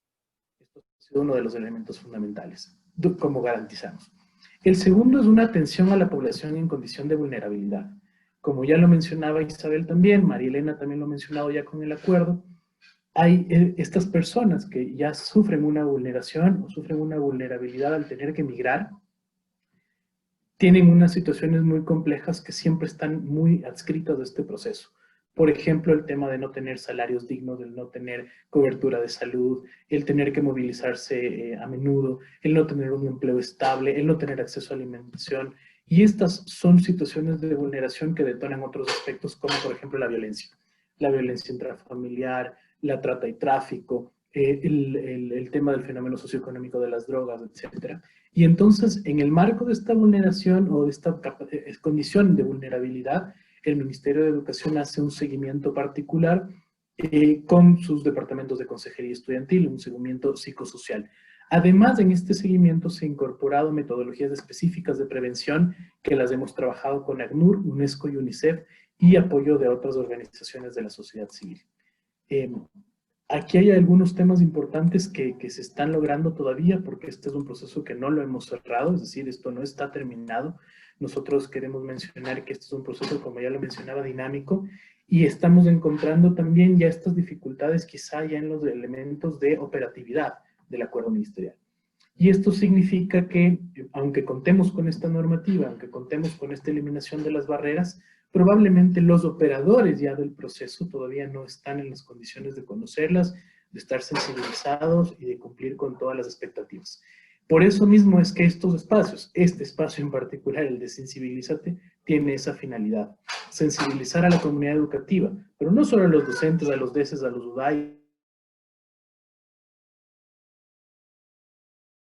a los padres y madres de familia que reciben la inscripción de nuestros estudiantes o de los estudiantes que se acercan al sistema educativo. Trabajar con todos los personales de los distritos, con asesores auditores y con algunos otros miembros de la comunidad educativa que en efecto viabilizan estos procesos. Quiero mencionar además que esto es un elemento para nosotros central, lo estamos trabajando en conjunto lo estamos trabajando con un apoyo muy importante, como ya lo mencionaba, de ACNUR, de UNESCO y de UNICEF principalmente, pero también hacemos una relación importante de valoración de la política pública con instituciones de la sociedad civil. Y ahí siempre la invitación es para que nos cuenten cómo ven ustedes estos procesos y también nos alerten cuando encuentran nudos críticos ya en el territorio, ¿no es cierto? Esto para nosotros ha sido fundamental, yo lo he mencionado mucho a las organizaciones de la sociedad civil, cuéntenos qué pasa, porque probablemente en la aplicación de la política territorial ya desconcentrada, todavía nos hace falta ponerle muchísimo esfuerzo más, estamos comprometidos con eso, pero en el universo de 4.6 millones de estudiantes, de 200.000 docentes y de 16.000 instituciones educativas, esto suele tomar tiempo y suele ser bastante complejo. Entonces ahí el apoyo de todas y todas, pero el compromiso de garantizar la inclusión por el un lado y por el otro lado el derecho a la educación. Muchas gracias, Sebastián, por tu respuesta, por comentarnos también cuál es la apuesta de este acuerdo. Creo que para las personas que hemos estado involucradas en el sistema educativo desde hace varios años, sabemos que es uno de los acuerdos más esperados, que ha tomado muchísimo tiempo en poderlo sacar, y creo que es fundamental que lo podamos conocer, que además podamos mirarlo como una herramienta que va a permitir no obstaculizar el ingreso de personas en situaciones de vulnerabilidad al sistema educativo. Tiene que primar por sobre todo estas ganas, este compromiso de que hagamos de nuestras instituciones educativas espacios realmente inclusivos, ¿sí? Que respeten la diversidad, que trabajen con la diferencia, porque esta diferencia nos enriquece. Muchísimas gracias. Yo quisiera solamente ahorita tomar un comentario de Eugenia, docente de la Escuela Ernesto Seminario Hans, que ella menciona: el trabajo en el área social, cultural y afectiva van a crear un ambiente propicio en la educación. Exactamente, Eugenia. Tú bien lo has mencionado. Creo que el trabajo, además coordinado, articulado y sensible, va a generar un ambiente propicio en la educación. Y entonces, siguiendo esta línea, quisiera por favor preguntarle a Isabel. Isabel, ¿qué acciones de apoyo se realizan desde organizaciones como NRC, el Consejo Noruego para Refugiados, para garantizar el derecho a la educación de las personas en diferentes situaciones de movilidad? De vulnerabilidad, perdón. Ya, bien. Digamos desde una perspectiva más general y pensando en diferentes organizaciones no gubernamentales nacionales, internacionales, organizaciones de la sociedad civil, definitivamente hay un grupo importante de organizaciones que trabajan activamente para identificar a los niños y niñas que están fuera de la escuela a través de búsquedas activas y diferentes metodologías, de modo que puedan vincularlos, servir de enlace a través de orientación y en muchos casos de apoyo material o financiero, para que estos niños que están fuera entonces puedan acceder. En general hay diversas organizaciones que priorizan o que focalizan grupos diferentes de población y que trabajan también en diferentes territorios a nivel nacional. Esa creo que ese es un trabajo clave, es fundamental, y además se enlaza muy bien con los esfuerzos que desde el Ministerio de Educación se realiza. Es decir, habilitar canales para que las personas tengan acceso, generar el acuerdo 25A, y así identificar quiénes están fuera para que puedan estar dentro, para que puedan acceder y ejercer el derecho a la educación. Luego hay otro de los trabajos que realizamos en este tipo de organizaciones, como ya lo mencionaba también Sebastián, es unir esfuerzos a través de la colaboración, la coordinación, en ocasiones a través de asistencia técnica, contribuciones, etcétera, con el Ministerio de Educación en términos desde, digamos, planta central o desde lo local para lograr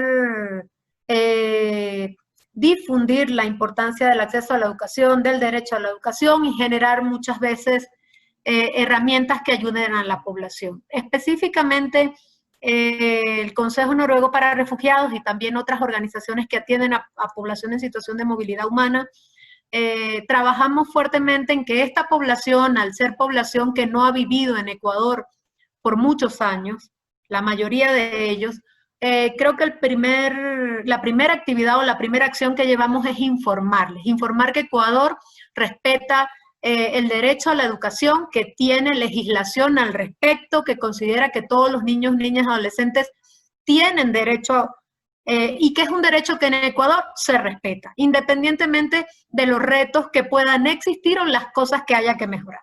Entonces creo que un rol fundamental de las organizaciones con este grupo poblacional es informar, que la gente sepa que aquí hay el espíritu de que puedan los niños y las niñas acceder a la escuela. Luego, otra de las acciones importantes que llevamos a cabo, entonces, ayudar y acompañar operativamente hablando a que la gente finalmente haga el proceso. ¿Por qué? Porque lo desconocen en ocasiones y a veces, a pesar de que los compartes y explicas, tienen miedo. No son personas que están acostumbradas a confiar en la autoridad o en la institucionalidad pública. Y no necesariamente deben haber ocurrido situaciones negativas en Ecuador, sino que si en el país del que viene la institucionalidad pública no respeta, no cumple, no permite, no ayuda, ¿por qué sería diferente aquí? Entonces, por eso hacemos un acompañamiento, digamos, operativo en el nivel que se amerite para lograrlo. Y eventualmente, cuando hay alguna dificultad, también intervenimos para ayudar a resolverla. Y finalmente, en ocasiones hay barreras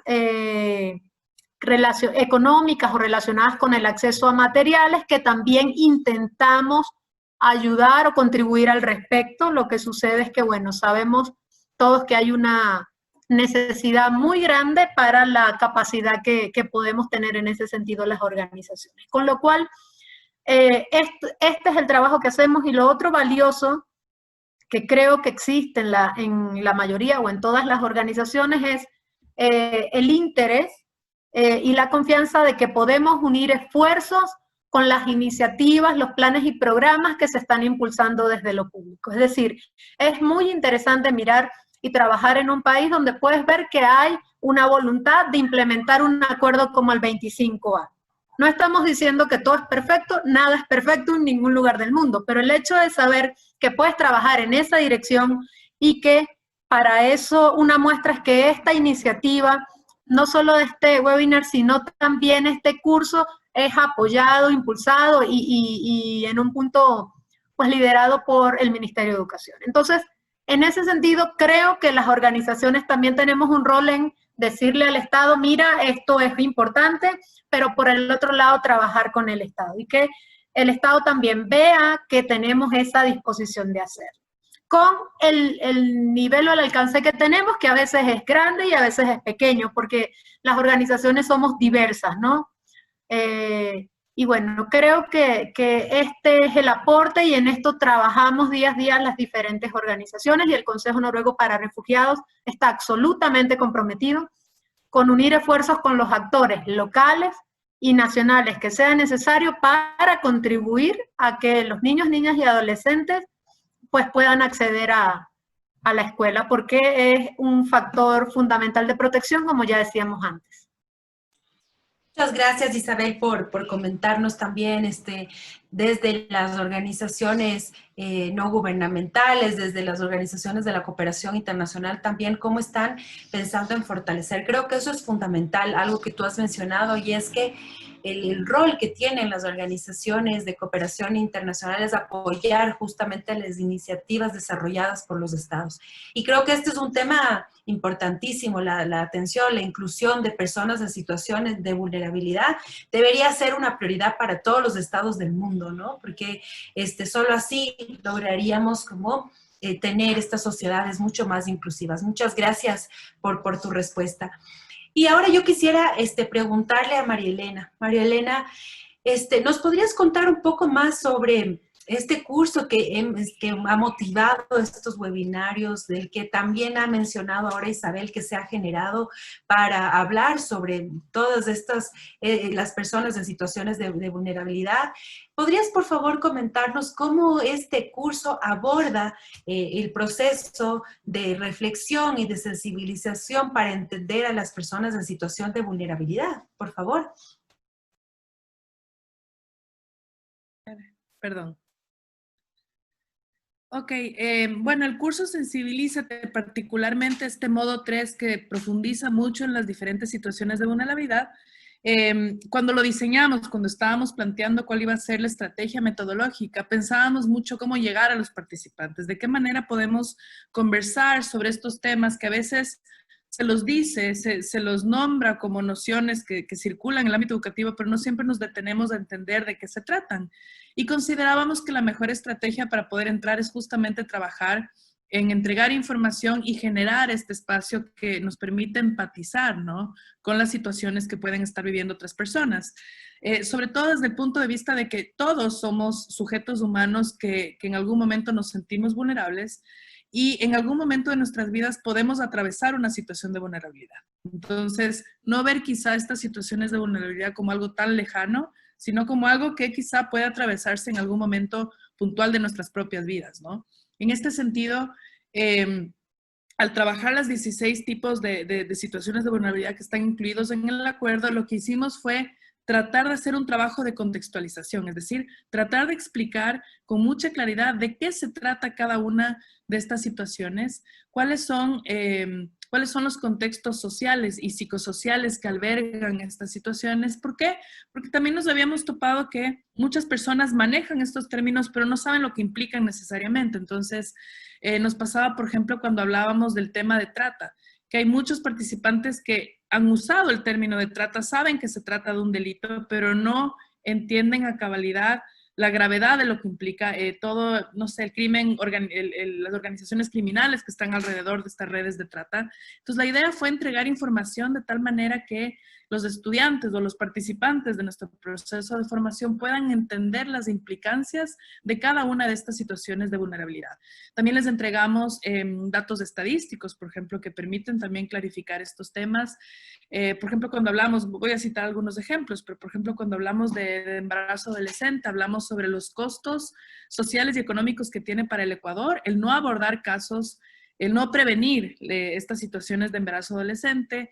Utilizamos mucho podcast, es decir, audios con casos que permiten ilustrar lo que se siente o lo que es esta experiencia vivencial de atravesar una situación de vulnerabilidad. Y sobre todo, también entramos con una mirada muy fuerte a que las situaciones de vulnerabilidad sean trabajadas desde un enfoque de derechos. Entonces, nos detuvimos mucho en entender este concepto desde esta mirada, que además es una mirada que nos permite hablar desde cómo el Estado concibe estos temas, cómo nuestras leyes y los diferentes instrumentos normativos nacionales e internacionales revisan estos fenómenos, de estas situaciones. Y hace un momento Sebastián justamente hacía hincapié en esto, decía que desde este enfoque de derechos partimos por la premisa de que todas las personas son sujetos de derechos, es decir, cuentan con derechos, hacen ejercicio de los mismos y sobre todo este tema que es súper importante y es que el Estado debe garantizarlos. Entonces, cuando pensamos en el contexto educativo, hay muchos ejemplos de derechos que tienen las personas y que, bueno, primero, el que probablemente se nos ocurre en primera instancia es justamente el mismo derecho a la educación, pero también hay estos otros derechos que se cruzan con el contexto educativo. Está el derecho a vivir una vida libre de violencia, el que no seamos discriminados, ni discriminadas, ni excluidos. Estos derechos son los que el Estado debe garantizar. Y en este sentido, cuando pensamos en situaciones de vulnerabilidad, se nos viene inclusive a la cabeza esta palabra que es la vulneración, ¿no? Hay como esta similitud, esta cercanía entre los dos términos y justamente cuando hablamos de personas en situación de vulnerabilidad, entendemos que sus derechos están siendo vulnerados o están con mucha probabilidad de que lleguen a vulnerarse. Es decir, cualquier práctica, ya sea por acción u omisión, que transgreda estos derechos o que impide el ejercicio de estos derechos, implica que la persona está en una situación de vulnerabilidad y que se está poniendo en riesgo su bienestar, ¿no? Y en este sentido, también si es que vamos hacia atrás y pensamos en la Constitución, sabemos que cuando se refiere a las situaciones de vulnerabilidad se habla de los grupos vulnerables, es decir, estos grupos que por esa condición difícil, por esa situación de vida compleja por la que están atravesando, requieren atención especial. Y podríamos preguntarnos por qué le damos a estos grupos en estas situaciones de vulnerabilidad un trato especial, ¿no? Y eso parte del hecho de que estas personas no se encuentran en general en las mismas condiciones de vida que el resto de ciudadanía. Es decir, les han ocurrido situaciones, viven circunstancias que ha provocado que sus derechos sean vulnerados o que corran riesgo de ser vulnerados. Entonces, desde esta línea, ¿no? de esta visión del derecho a la educación, entendemos que están en una situación de desigualdad. Y justamente la responsabilidad del Estado es igualar esa situación de desigualdad para que todos podamos gozar de los derechos al mismo nivel. Entonces, justamente cuando pensamos en estos temas, tenemos que aplicar un enfoque de derechos y entender que los grupos, las personas en situación de vulnerabilidad merecen una atención que sea prioritaria, preferente y también especializada para equiparar estas diferencias que los ha colocado o las ha colocado en una situación de desigualdad. Perfecto, muchas gracias, María Elena, por comentarnos cómo se ha pensado también trabajar todas estas reflexiones y situaciones de vulnerabilidad a través de este curso, ¿no? De este curso que, como lo mencionábamos inicialmente, ha sido un curso que está pensado para las personas del Ministerio de Educación, pero no únicamente a los docentes, sino también a las personas que hacen parte de los distritos educativos, al personal administrativo, que muchas veces dejamos de lado para este tipo de procesos de formación, ¿no? Y entonces, muchísimas gracias por comentarnos. Creo que nos ibas a presentar un video ahora, ¿no, María Elena, sobre justamente Sensibilízate? ¿Lo vas a compartir ahora? Sí, les voy a compartir un video que justamente tiene relación al módulo 3, donde tratamos de estas situaciones de vulnerabilidad. Voy a compartir mi pantalla, espero que me vaya bien con esto. Sí. Si me dan un segundo. Si tú quieres, sí, hasta que tú estés lista para preparar justamente este video, yo quisiera mencionar un comentario que nos hace Fátima Campoverde, que me parece que es bastante pertinente, y Fátima menciona: en lo referente a las necesidades educativas especiales asociadas o no a una discapacidad, es muy importante lo que se ha venido trabajando hasta la actualidad, pero es necesario que se apliquen reformas en la malla curricular del Pensum Nacional en las universidades para que los profesionales actuales en la profesión de los licenciados en docencia tengan conocimiento a nivel de estrategias, ya que muchos docentes tienen el interés y deseo de sacar adelante a esta población, pero el escaso conocimiento de recursos en estrategias y metodología los limita. Creo que esto es un tema importantísimo, Fátima, que tú estás planteando, y ojalá estas reflexiones que estamos teniendo y estos espacios de discusión sean escuchados por las personas de distintos espacios y sectores, como la educación superior también, que es fundamental, que se replanteen también qué es lo que estamos enseñando, ¿no? Cómo lo estamos enseñando y qué priorizamos también enseñar a los profesionales que ahora, que en pocos años se van a involucrar en el campo laboral y muchas veces en el ámbito educativo, y que, como tú bien lo manifiestas, mencionan que quieren abordar estos temas pero no saben cómo o no tienen las estrategias. Y entonces ahora es súper pertinente lo que María Elena nos va a presentar, porque justamente es el desarrollo de estas iniciativas que lo que permiten es justamente tener herramientas para abordar estos temas. Entonces, ¿estás lista, María Elena? Sí, voy a compartir con ustedes mi pantalla. Y la voy a poner, si es que me confirman que lo pueden ver, sí, ¿no? Sí, está bien. Listo, así que rueda tape.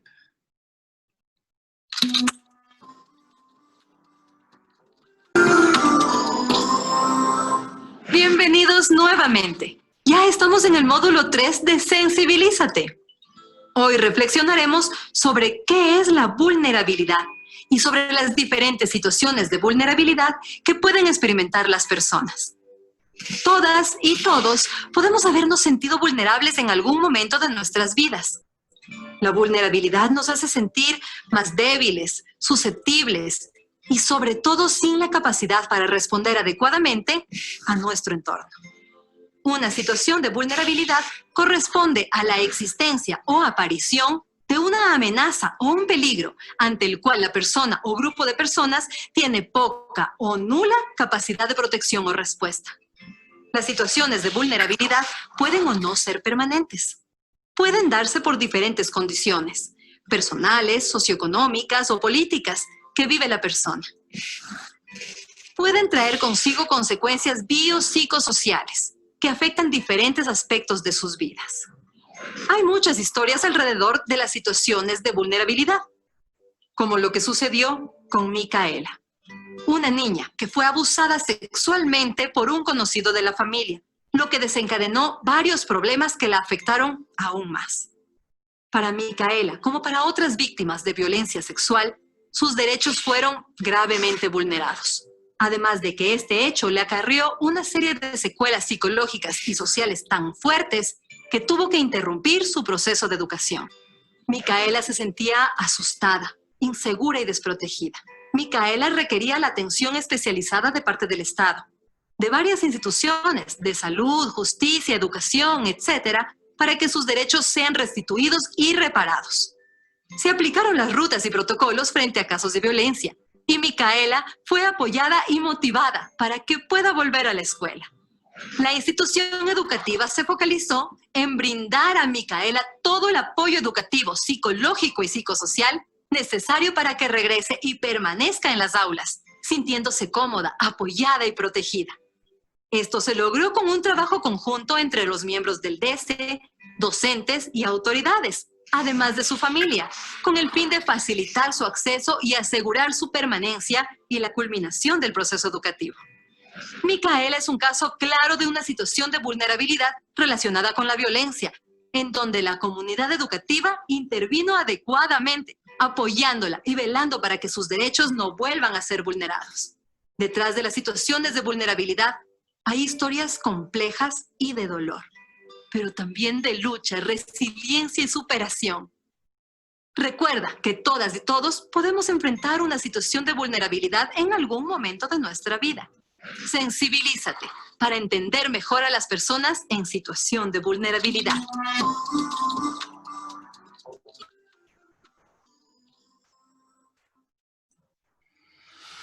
Muchas gracias, María Elena, por compartir. Como decíamos, estos son algunos de los recursos que este curso de formación transmedia, autoadministrado, pero sobre todo construido con muchísimo cariño y afecto, ha desarrollado para trabajar y poder entender por qué es tan importante atender las situaciones de vulnerabilidad de las personas que requieren ingresar al sistema educativo. Quiero agradecer muchísimo a todas las personas que nos están dejando sus preguntas, tanto aquí a través de esta plataforma Zoom como también en el Facebook Live. Hemos recolectado algunas y entonces vamos a pasar ahorita a hacer las preguntas del público, ¿sí? Ya tenemos quien nos ha hecho algunas preguntas y quisiera hacerle la primera pregunta a Sebastián. Sebastián, aquí entre comentarios, tenemos muchos comentarios que por sobre todo están felicitando esta iniciativa, que mencionan que las exposiciones han sido claras, han sido precisas, que es importante seguir reflexionando. Creo que la acogida que hemos tenido estos webinarios y justamente los comentarios que ustedes nos dejan nos permiten y nos dan como muchas más ganas para seguir pensando en que estos debates son importantes. En este sentido, Sebastián, tienes una pregunta de una participante que se llama Lorena, que ella menciona que justamente uno de los procesos más importantes para abordar estas situaciones de vulnerabilidad tienen que ver con la capacitación y la sensibilización. Y en ese sentido te preguntan si es que tú consideras que el Ministerio de Educación ha capacitado y ha sensibilizado lo suficiente a los docentes, a las personas administrativas, al personal administrativo, a las autoridades educativas, para que se pueda garantizar la inclusión en el sistema educativo. Pues es un comentario también que ha salido en varias oportunidades de que existen docentes y también personal administrativo, personal en los distritos, que no son flexibles ante estos casos de vulnerabilidad y no presentan alternativas. ¿Qué nos podrías decir sobre esto, por favor?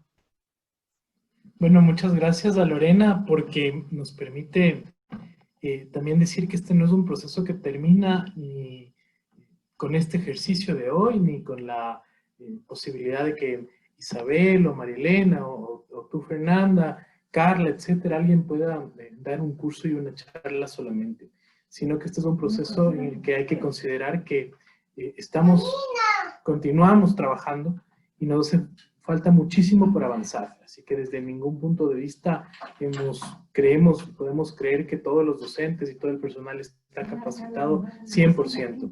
Creo que siempre y estamos comprometidos con mantener un esfuerzo que permita esa sensibilización. Sabemos además que en algunos momentos será mucho más complicado.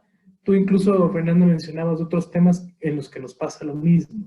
La educación integral de la sexualidad es otro de ellos, ¿no? Que yo ya lo mencionaba en algún momento y decía, estos son quizá los más difíciles temas que tenemos que trabajar con nuestros docentes, también trabajarlos con la academia para que en efecto, como decía algún comentario, se trabaje en el proceso previo de formación docente y que cuando los docentes lleguen al sistema educativo estén sensibilizados, tengan herramientas. Pero para eso también está el ministerio y ha asumido esta responsabilidad de acompañarles y de darles estas herramientas metodológicas, técnicas, guías, apoyo desde los DESES y desde los UDAIs, que es un poco lo que ya lo mencionaba en algún otro espacio. Pero decirles y manifestarles que este es apenas uno de los tantos esfuerzos que estamos haciendo y que necesitamos avanzar muchísimo más. Por eso la importancia de esto, compártanlo después de que terminemos el video, compártanlo en sus redes sociales, compártanlo en sus colegas docentes, en los DESES, lo hemos compartido ya en los chats de distritos, de zonas, para que la gente pueda, aunque no esté participando en este momento directamente, sí que esto le quede sonando, que sí le permita reflexionar, que sí le sensibilice. Y esa sensibilización es un primer pasito para seguir avanzando en este proceso de trabajo en conjunto por nuestros niños, niñas y adolescentes. Listo, muchas gracias, Sebastián. Y yo quisiera retomar también un comentario que nos deja aquí Sheila, ¿no? Que dice, excelentes ponentes, gracias por compartirnos temas que podemos aplicar en nuestras instituciones educativas. Qué bueno poder dar también un consejo, una recomendación o incluso una palabra que pueden ser elementos que sirvan como guía a personas en situación vulnerable. Gracias, Sebastián. Y tenemos entonces ahora una pregunta para Isabel. Isabel, esta pregunta te la hace Angie Acevedo. Muchas gracias, Angie.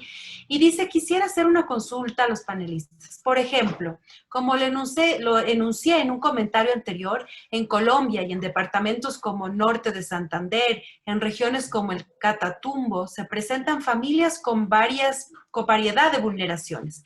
Víctimas del conflicto armado, de violencia sexual, de desplazamiento forzado, entre otros. ¿Cómo podríamos generar una estrategia entre la institucionalidad, la cooperación y la comunidad en general para dar una respuesta a esta realidad? Ayúdanos, por favor, Isabel. Sí, claro. Bueno, asumo que la consulta va orientada a estas familias o casos que viven estas situaciones en Colombia y que llegan a Ecuador.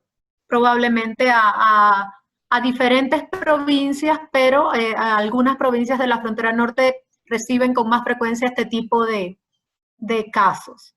Bien, definitivamente la coordinación y la unión de esfuerzos para dar respuestas en lo posible integrales es muy, muy importante y desde una perspectiva de la interseccionalidad que comentaba María Elena en una de sus intervenciones.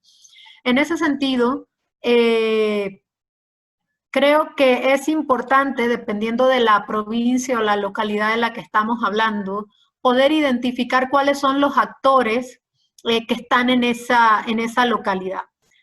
Cuando me refiero a los actores, bueno, evidentemente está la escuela, están los distritos y el Ministerio de Educación a través de su representación en esa provincia o en esa localidad, y esos serían actores claves para trabajar con esta mirada inclusiva y sensible en la incorporación o en el acceso de los niños de estas familias al sistema educativo. Ahora bien, este actor desde el Ministerio de Educación puede, y de hecho creo que lo hace con bastante frecuencia, vincularse y coordinar esfuerzos con otras dependencias del Estado que pueden necesitar vincularse en la atención. En algunas ocasiones podemos tener situaciones de vulnerabilidad que inclusive se han presentado en Ecuador, en las que el Ministerio de Inclusión Económica y Social también tiene un rol, o en el cual las juntas cantonales tienen un rol. Entonces, la posibilidad de que las diferentes instancias del Estado y la escuela misma si identifica situaciones que ameritan la intervención de una junta cantonal o de el MIES, del Ministerio de Inclusión Económica y Social, pueda notificar y reportar el caso en ese sentido y poder coordinar lo que competa según la responsabilidad de cada institución. Sin duda también ubicar las organizaciones no gubernamentales que están presentes y que trabajan con esta población. No sé exactamente de cuál provincia o cuál localidad o cantón estaríamos hablando, pero por ejemplo, en Sucumbíos, en Nueva Loja, en Lago Agrio, hay actores que día a día coordinan con el Ministerio de Educación, coordinan con otras instituciones del Estado y con las propias comunidades para poder atender a población colombiana que han vivido estas realidades que describe esta participante. El Consejo Noruego para Refugiados es una de ellas. El Consejo Noruego para Refugiados está presente en Lago Agrio, en Sucumbíos, y de hecho un número importante de las familias o casos que atendemos son justamente familias colombianas que tienen estas situaciones en su historia de vida.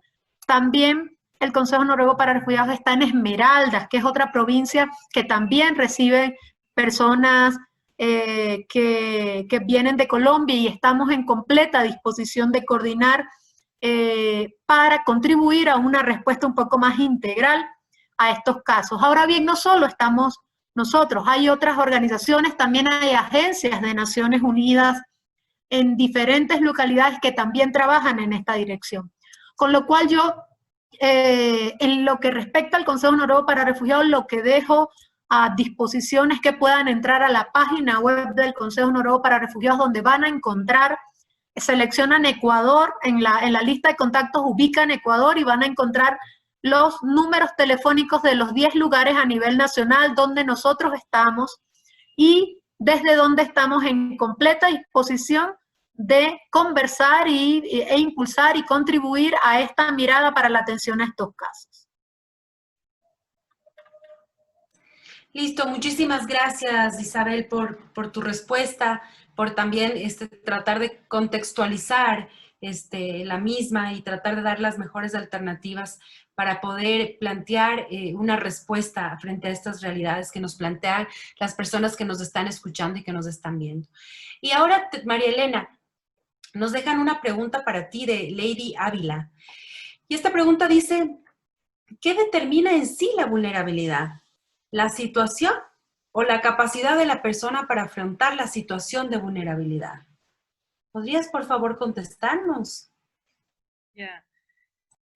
Pues bueno, si es que pensamos en el concepto de situación de vulnerabilidad, justamente por eso hay una razón por la cual se utiliza la palabra situación.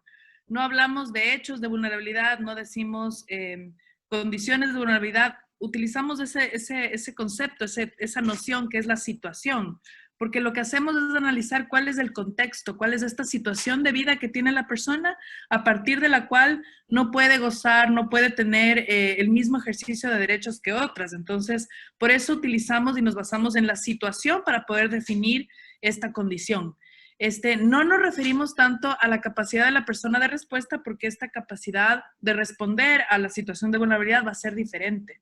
Por ejemplo, algo que suele ocurrir en los casos de violencia, por ejemplo, es que puede haber una violencia que vive una persona, es decir, imaginémonos un caso donde una persona X vive una situación de violencia y puede que la reacción a esta situación de violencia, que es grave, que vulnera derechos, que puede ser dramática y bastante dura, la respuesta puede ser una respuesta que nos haga pensar que quizá a la persona no la afectó. Hay personas que a veces invisibilizan esa violencia, hay personas que, por ejemplo, se recuperan bastante rápido de un hecho traumático relacionado con la violencia. Entonces no podemos definir, no podemos establecer una situación de vulnerabilidad en base a la condición de respuesta de la persona, porque siempre vamos a tener respuestas que son diferentes.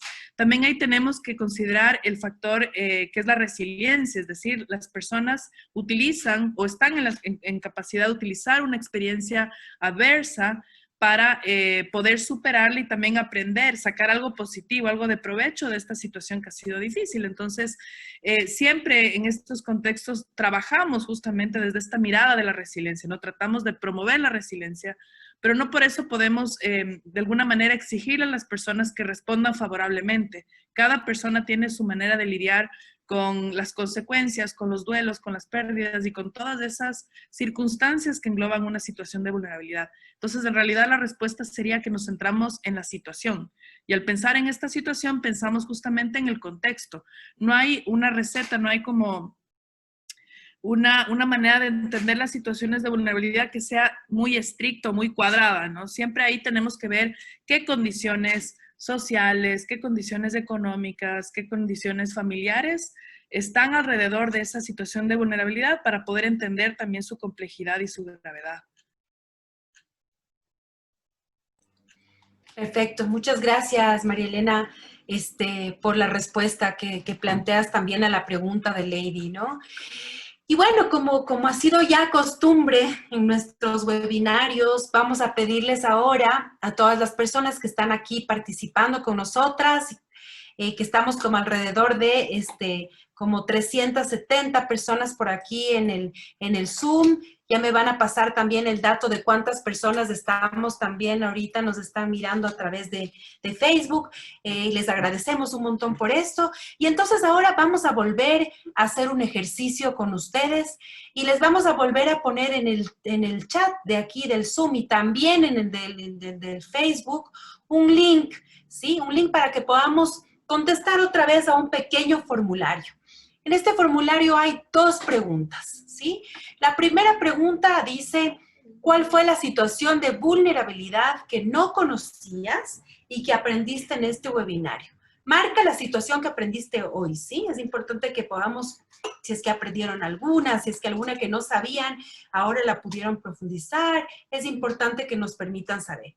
Y la segunda pregunta tiene que ver con analizar un caso que se plantea acá y responder a en cuál de los siguientes casos hay la posibilidad de que exista un mayor grado de vulnerabilidad, ¿sí? Aquí vamos a considerar el criterio de interseccionalidad. Entonces, les pedimos, por favor, que de igual manera vuelvan a ingresar al link que está ahí en los chats, que puedan dejarnos saber cuál es su respuesta. Yo también voy a buscar, entonces ahorita voy a abrir también el link para mirar cómo están apareciendo sus respuestas en este proceso, para mirar cuáles han sido los aprendizajes que hemos tenido juntos y juntas en este espacio. Creo que los espacios así reflexivos, pero también interactivos, nos permiten, por sobre todo, tener una cercanía y también hacer este ejercicio que es fundamental de, ok, estoy aquí 2 horas escuchando, reflexionando, ¿con qué me voy, no? ¿Qué es lo que me llevo? ¿Qué fue lo que aprendí? Muy bien, entonces estamos ya teniendo sus respuestas. Les animamos a que por favor se sigan sumando, ¿sí? Yo voy a compartir ahora también un ratito nuevamente mi pantalla para que ustedes puedan mirar cómo se va, cómo sus respuestas van apareciendo en este formulario. Y entonces vamos a ver aquí, vamos a ver que hasta el momento hay 62 personas que nos han respondido. 64, esto sigue aumentando, perfecto, les animamos a que sigan respondiendo.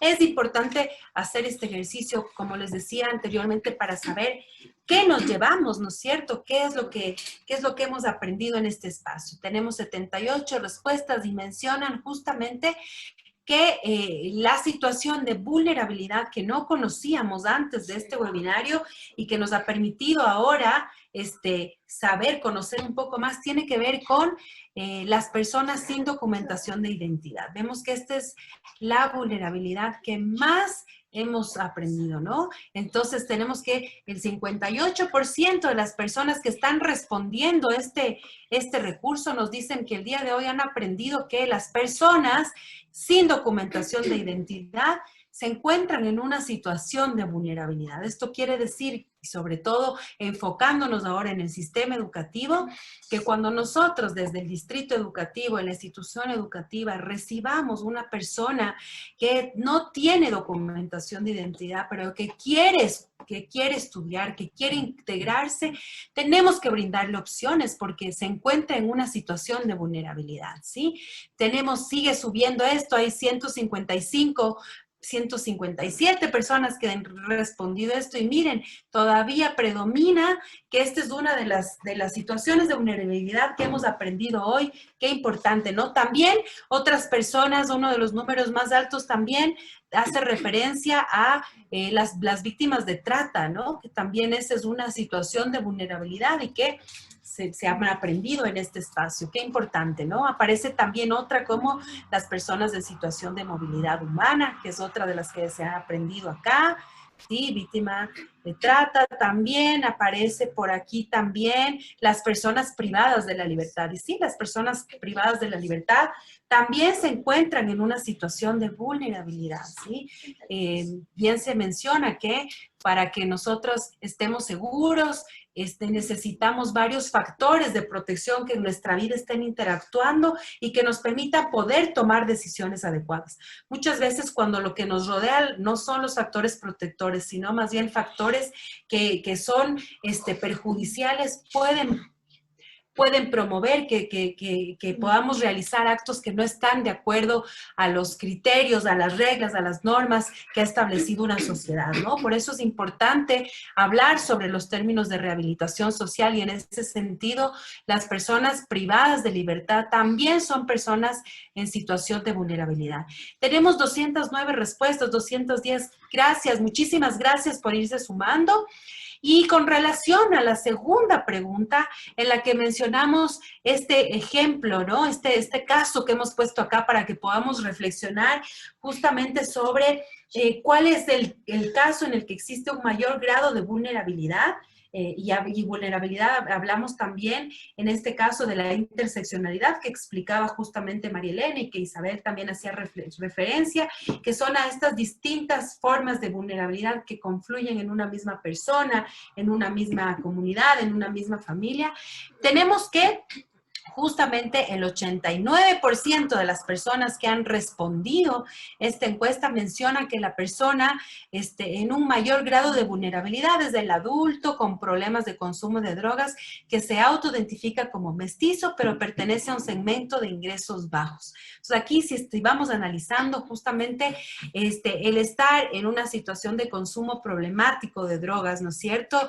El considerarse como autoidentificarse como mestizo y pertenecer a un segmento de ingresos bajos, obviamente le va a poner en situación de mayor vulnerabilidad frente a una persona, un adulto con problemas también de consumo, pero quien se autoidentifica como blanco y tiene un nivel alto de ingresos económicos, ¿sí? Entonces, en este ejemplo podemos ver justamente cómo cuando varias situaciones de vulnerabilidad se presentan, ¿no? Son parte de la vida de las personas, nos ponen en un mayor índice de una mayor situación de vulnerabilidad. Muchísimas gracias. Hemos tenido 236 personas que se han sumado a este ejercicio, a este proceso de reflexionar, también de mirar qué es lo que estos espacios, estos webinarios nos permiten aprender.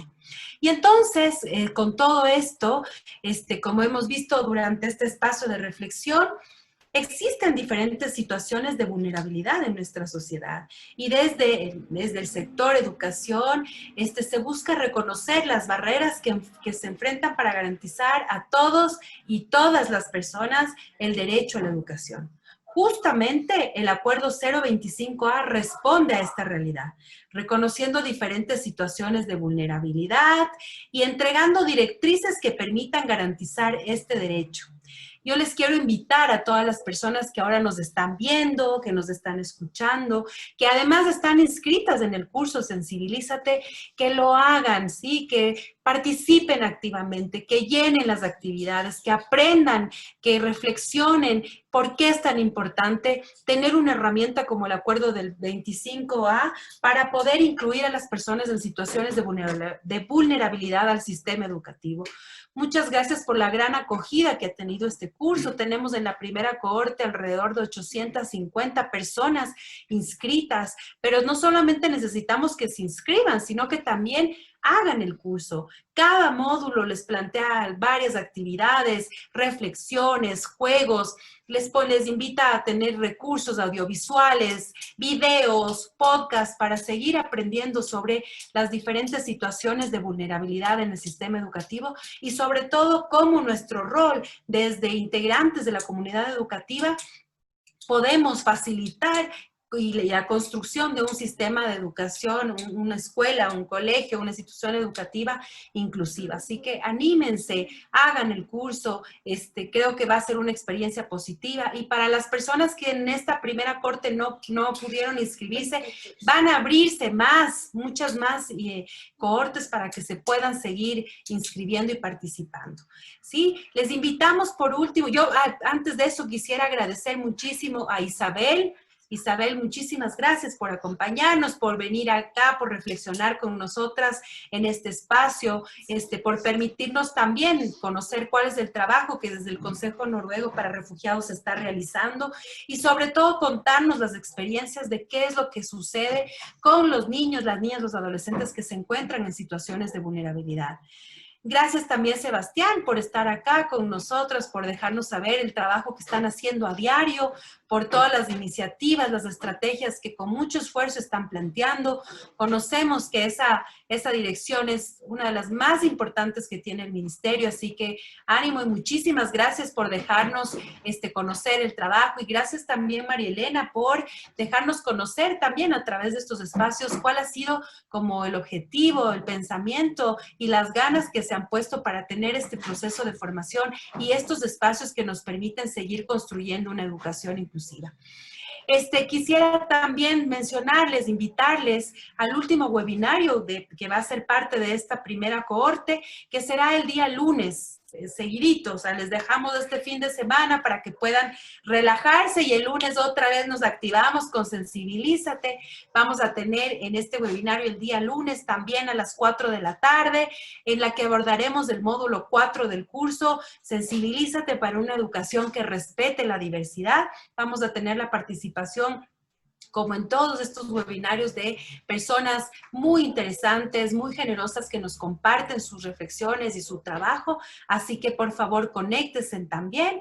Y por último, quisiera agradecer a la UNESCO, al Consejo Noruego para Refugiados, al Ministerio de Educación, a Education Cannot Wait, a Plural Consultora y a la Dirección de Educación Continua de la Universidad Nacional de la Educación, UNAE, por permitir hacer este trabajo, por permitirnos reflexionar.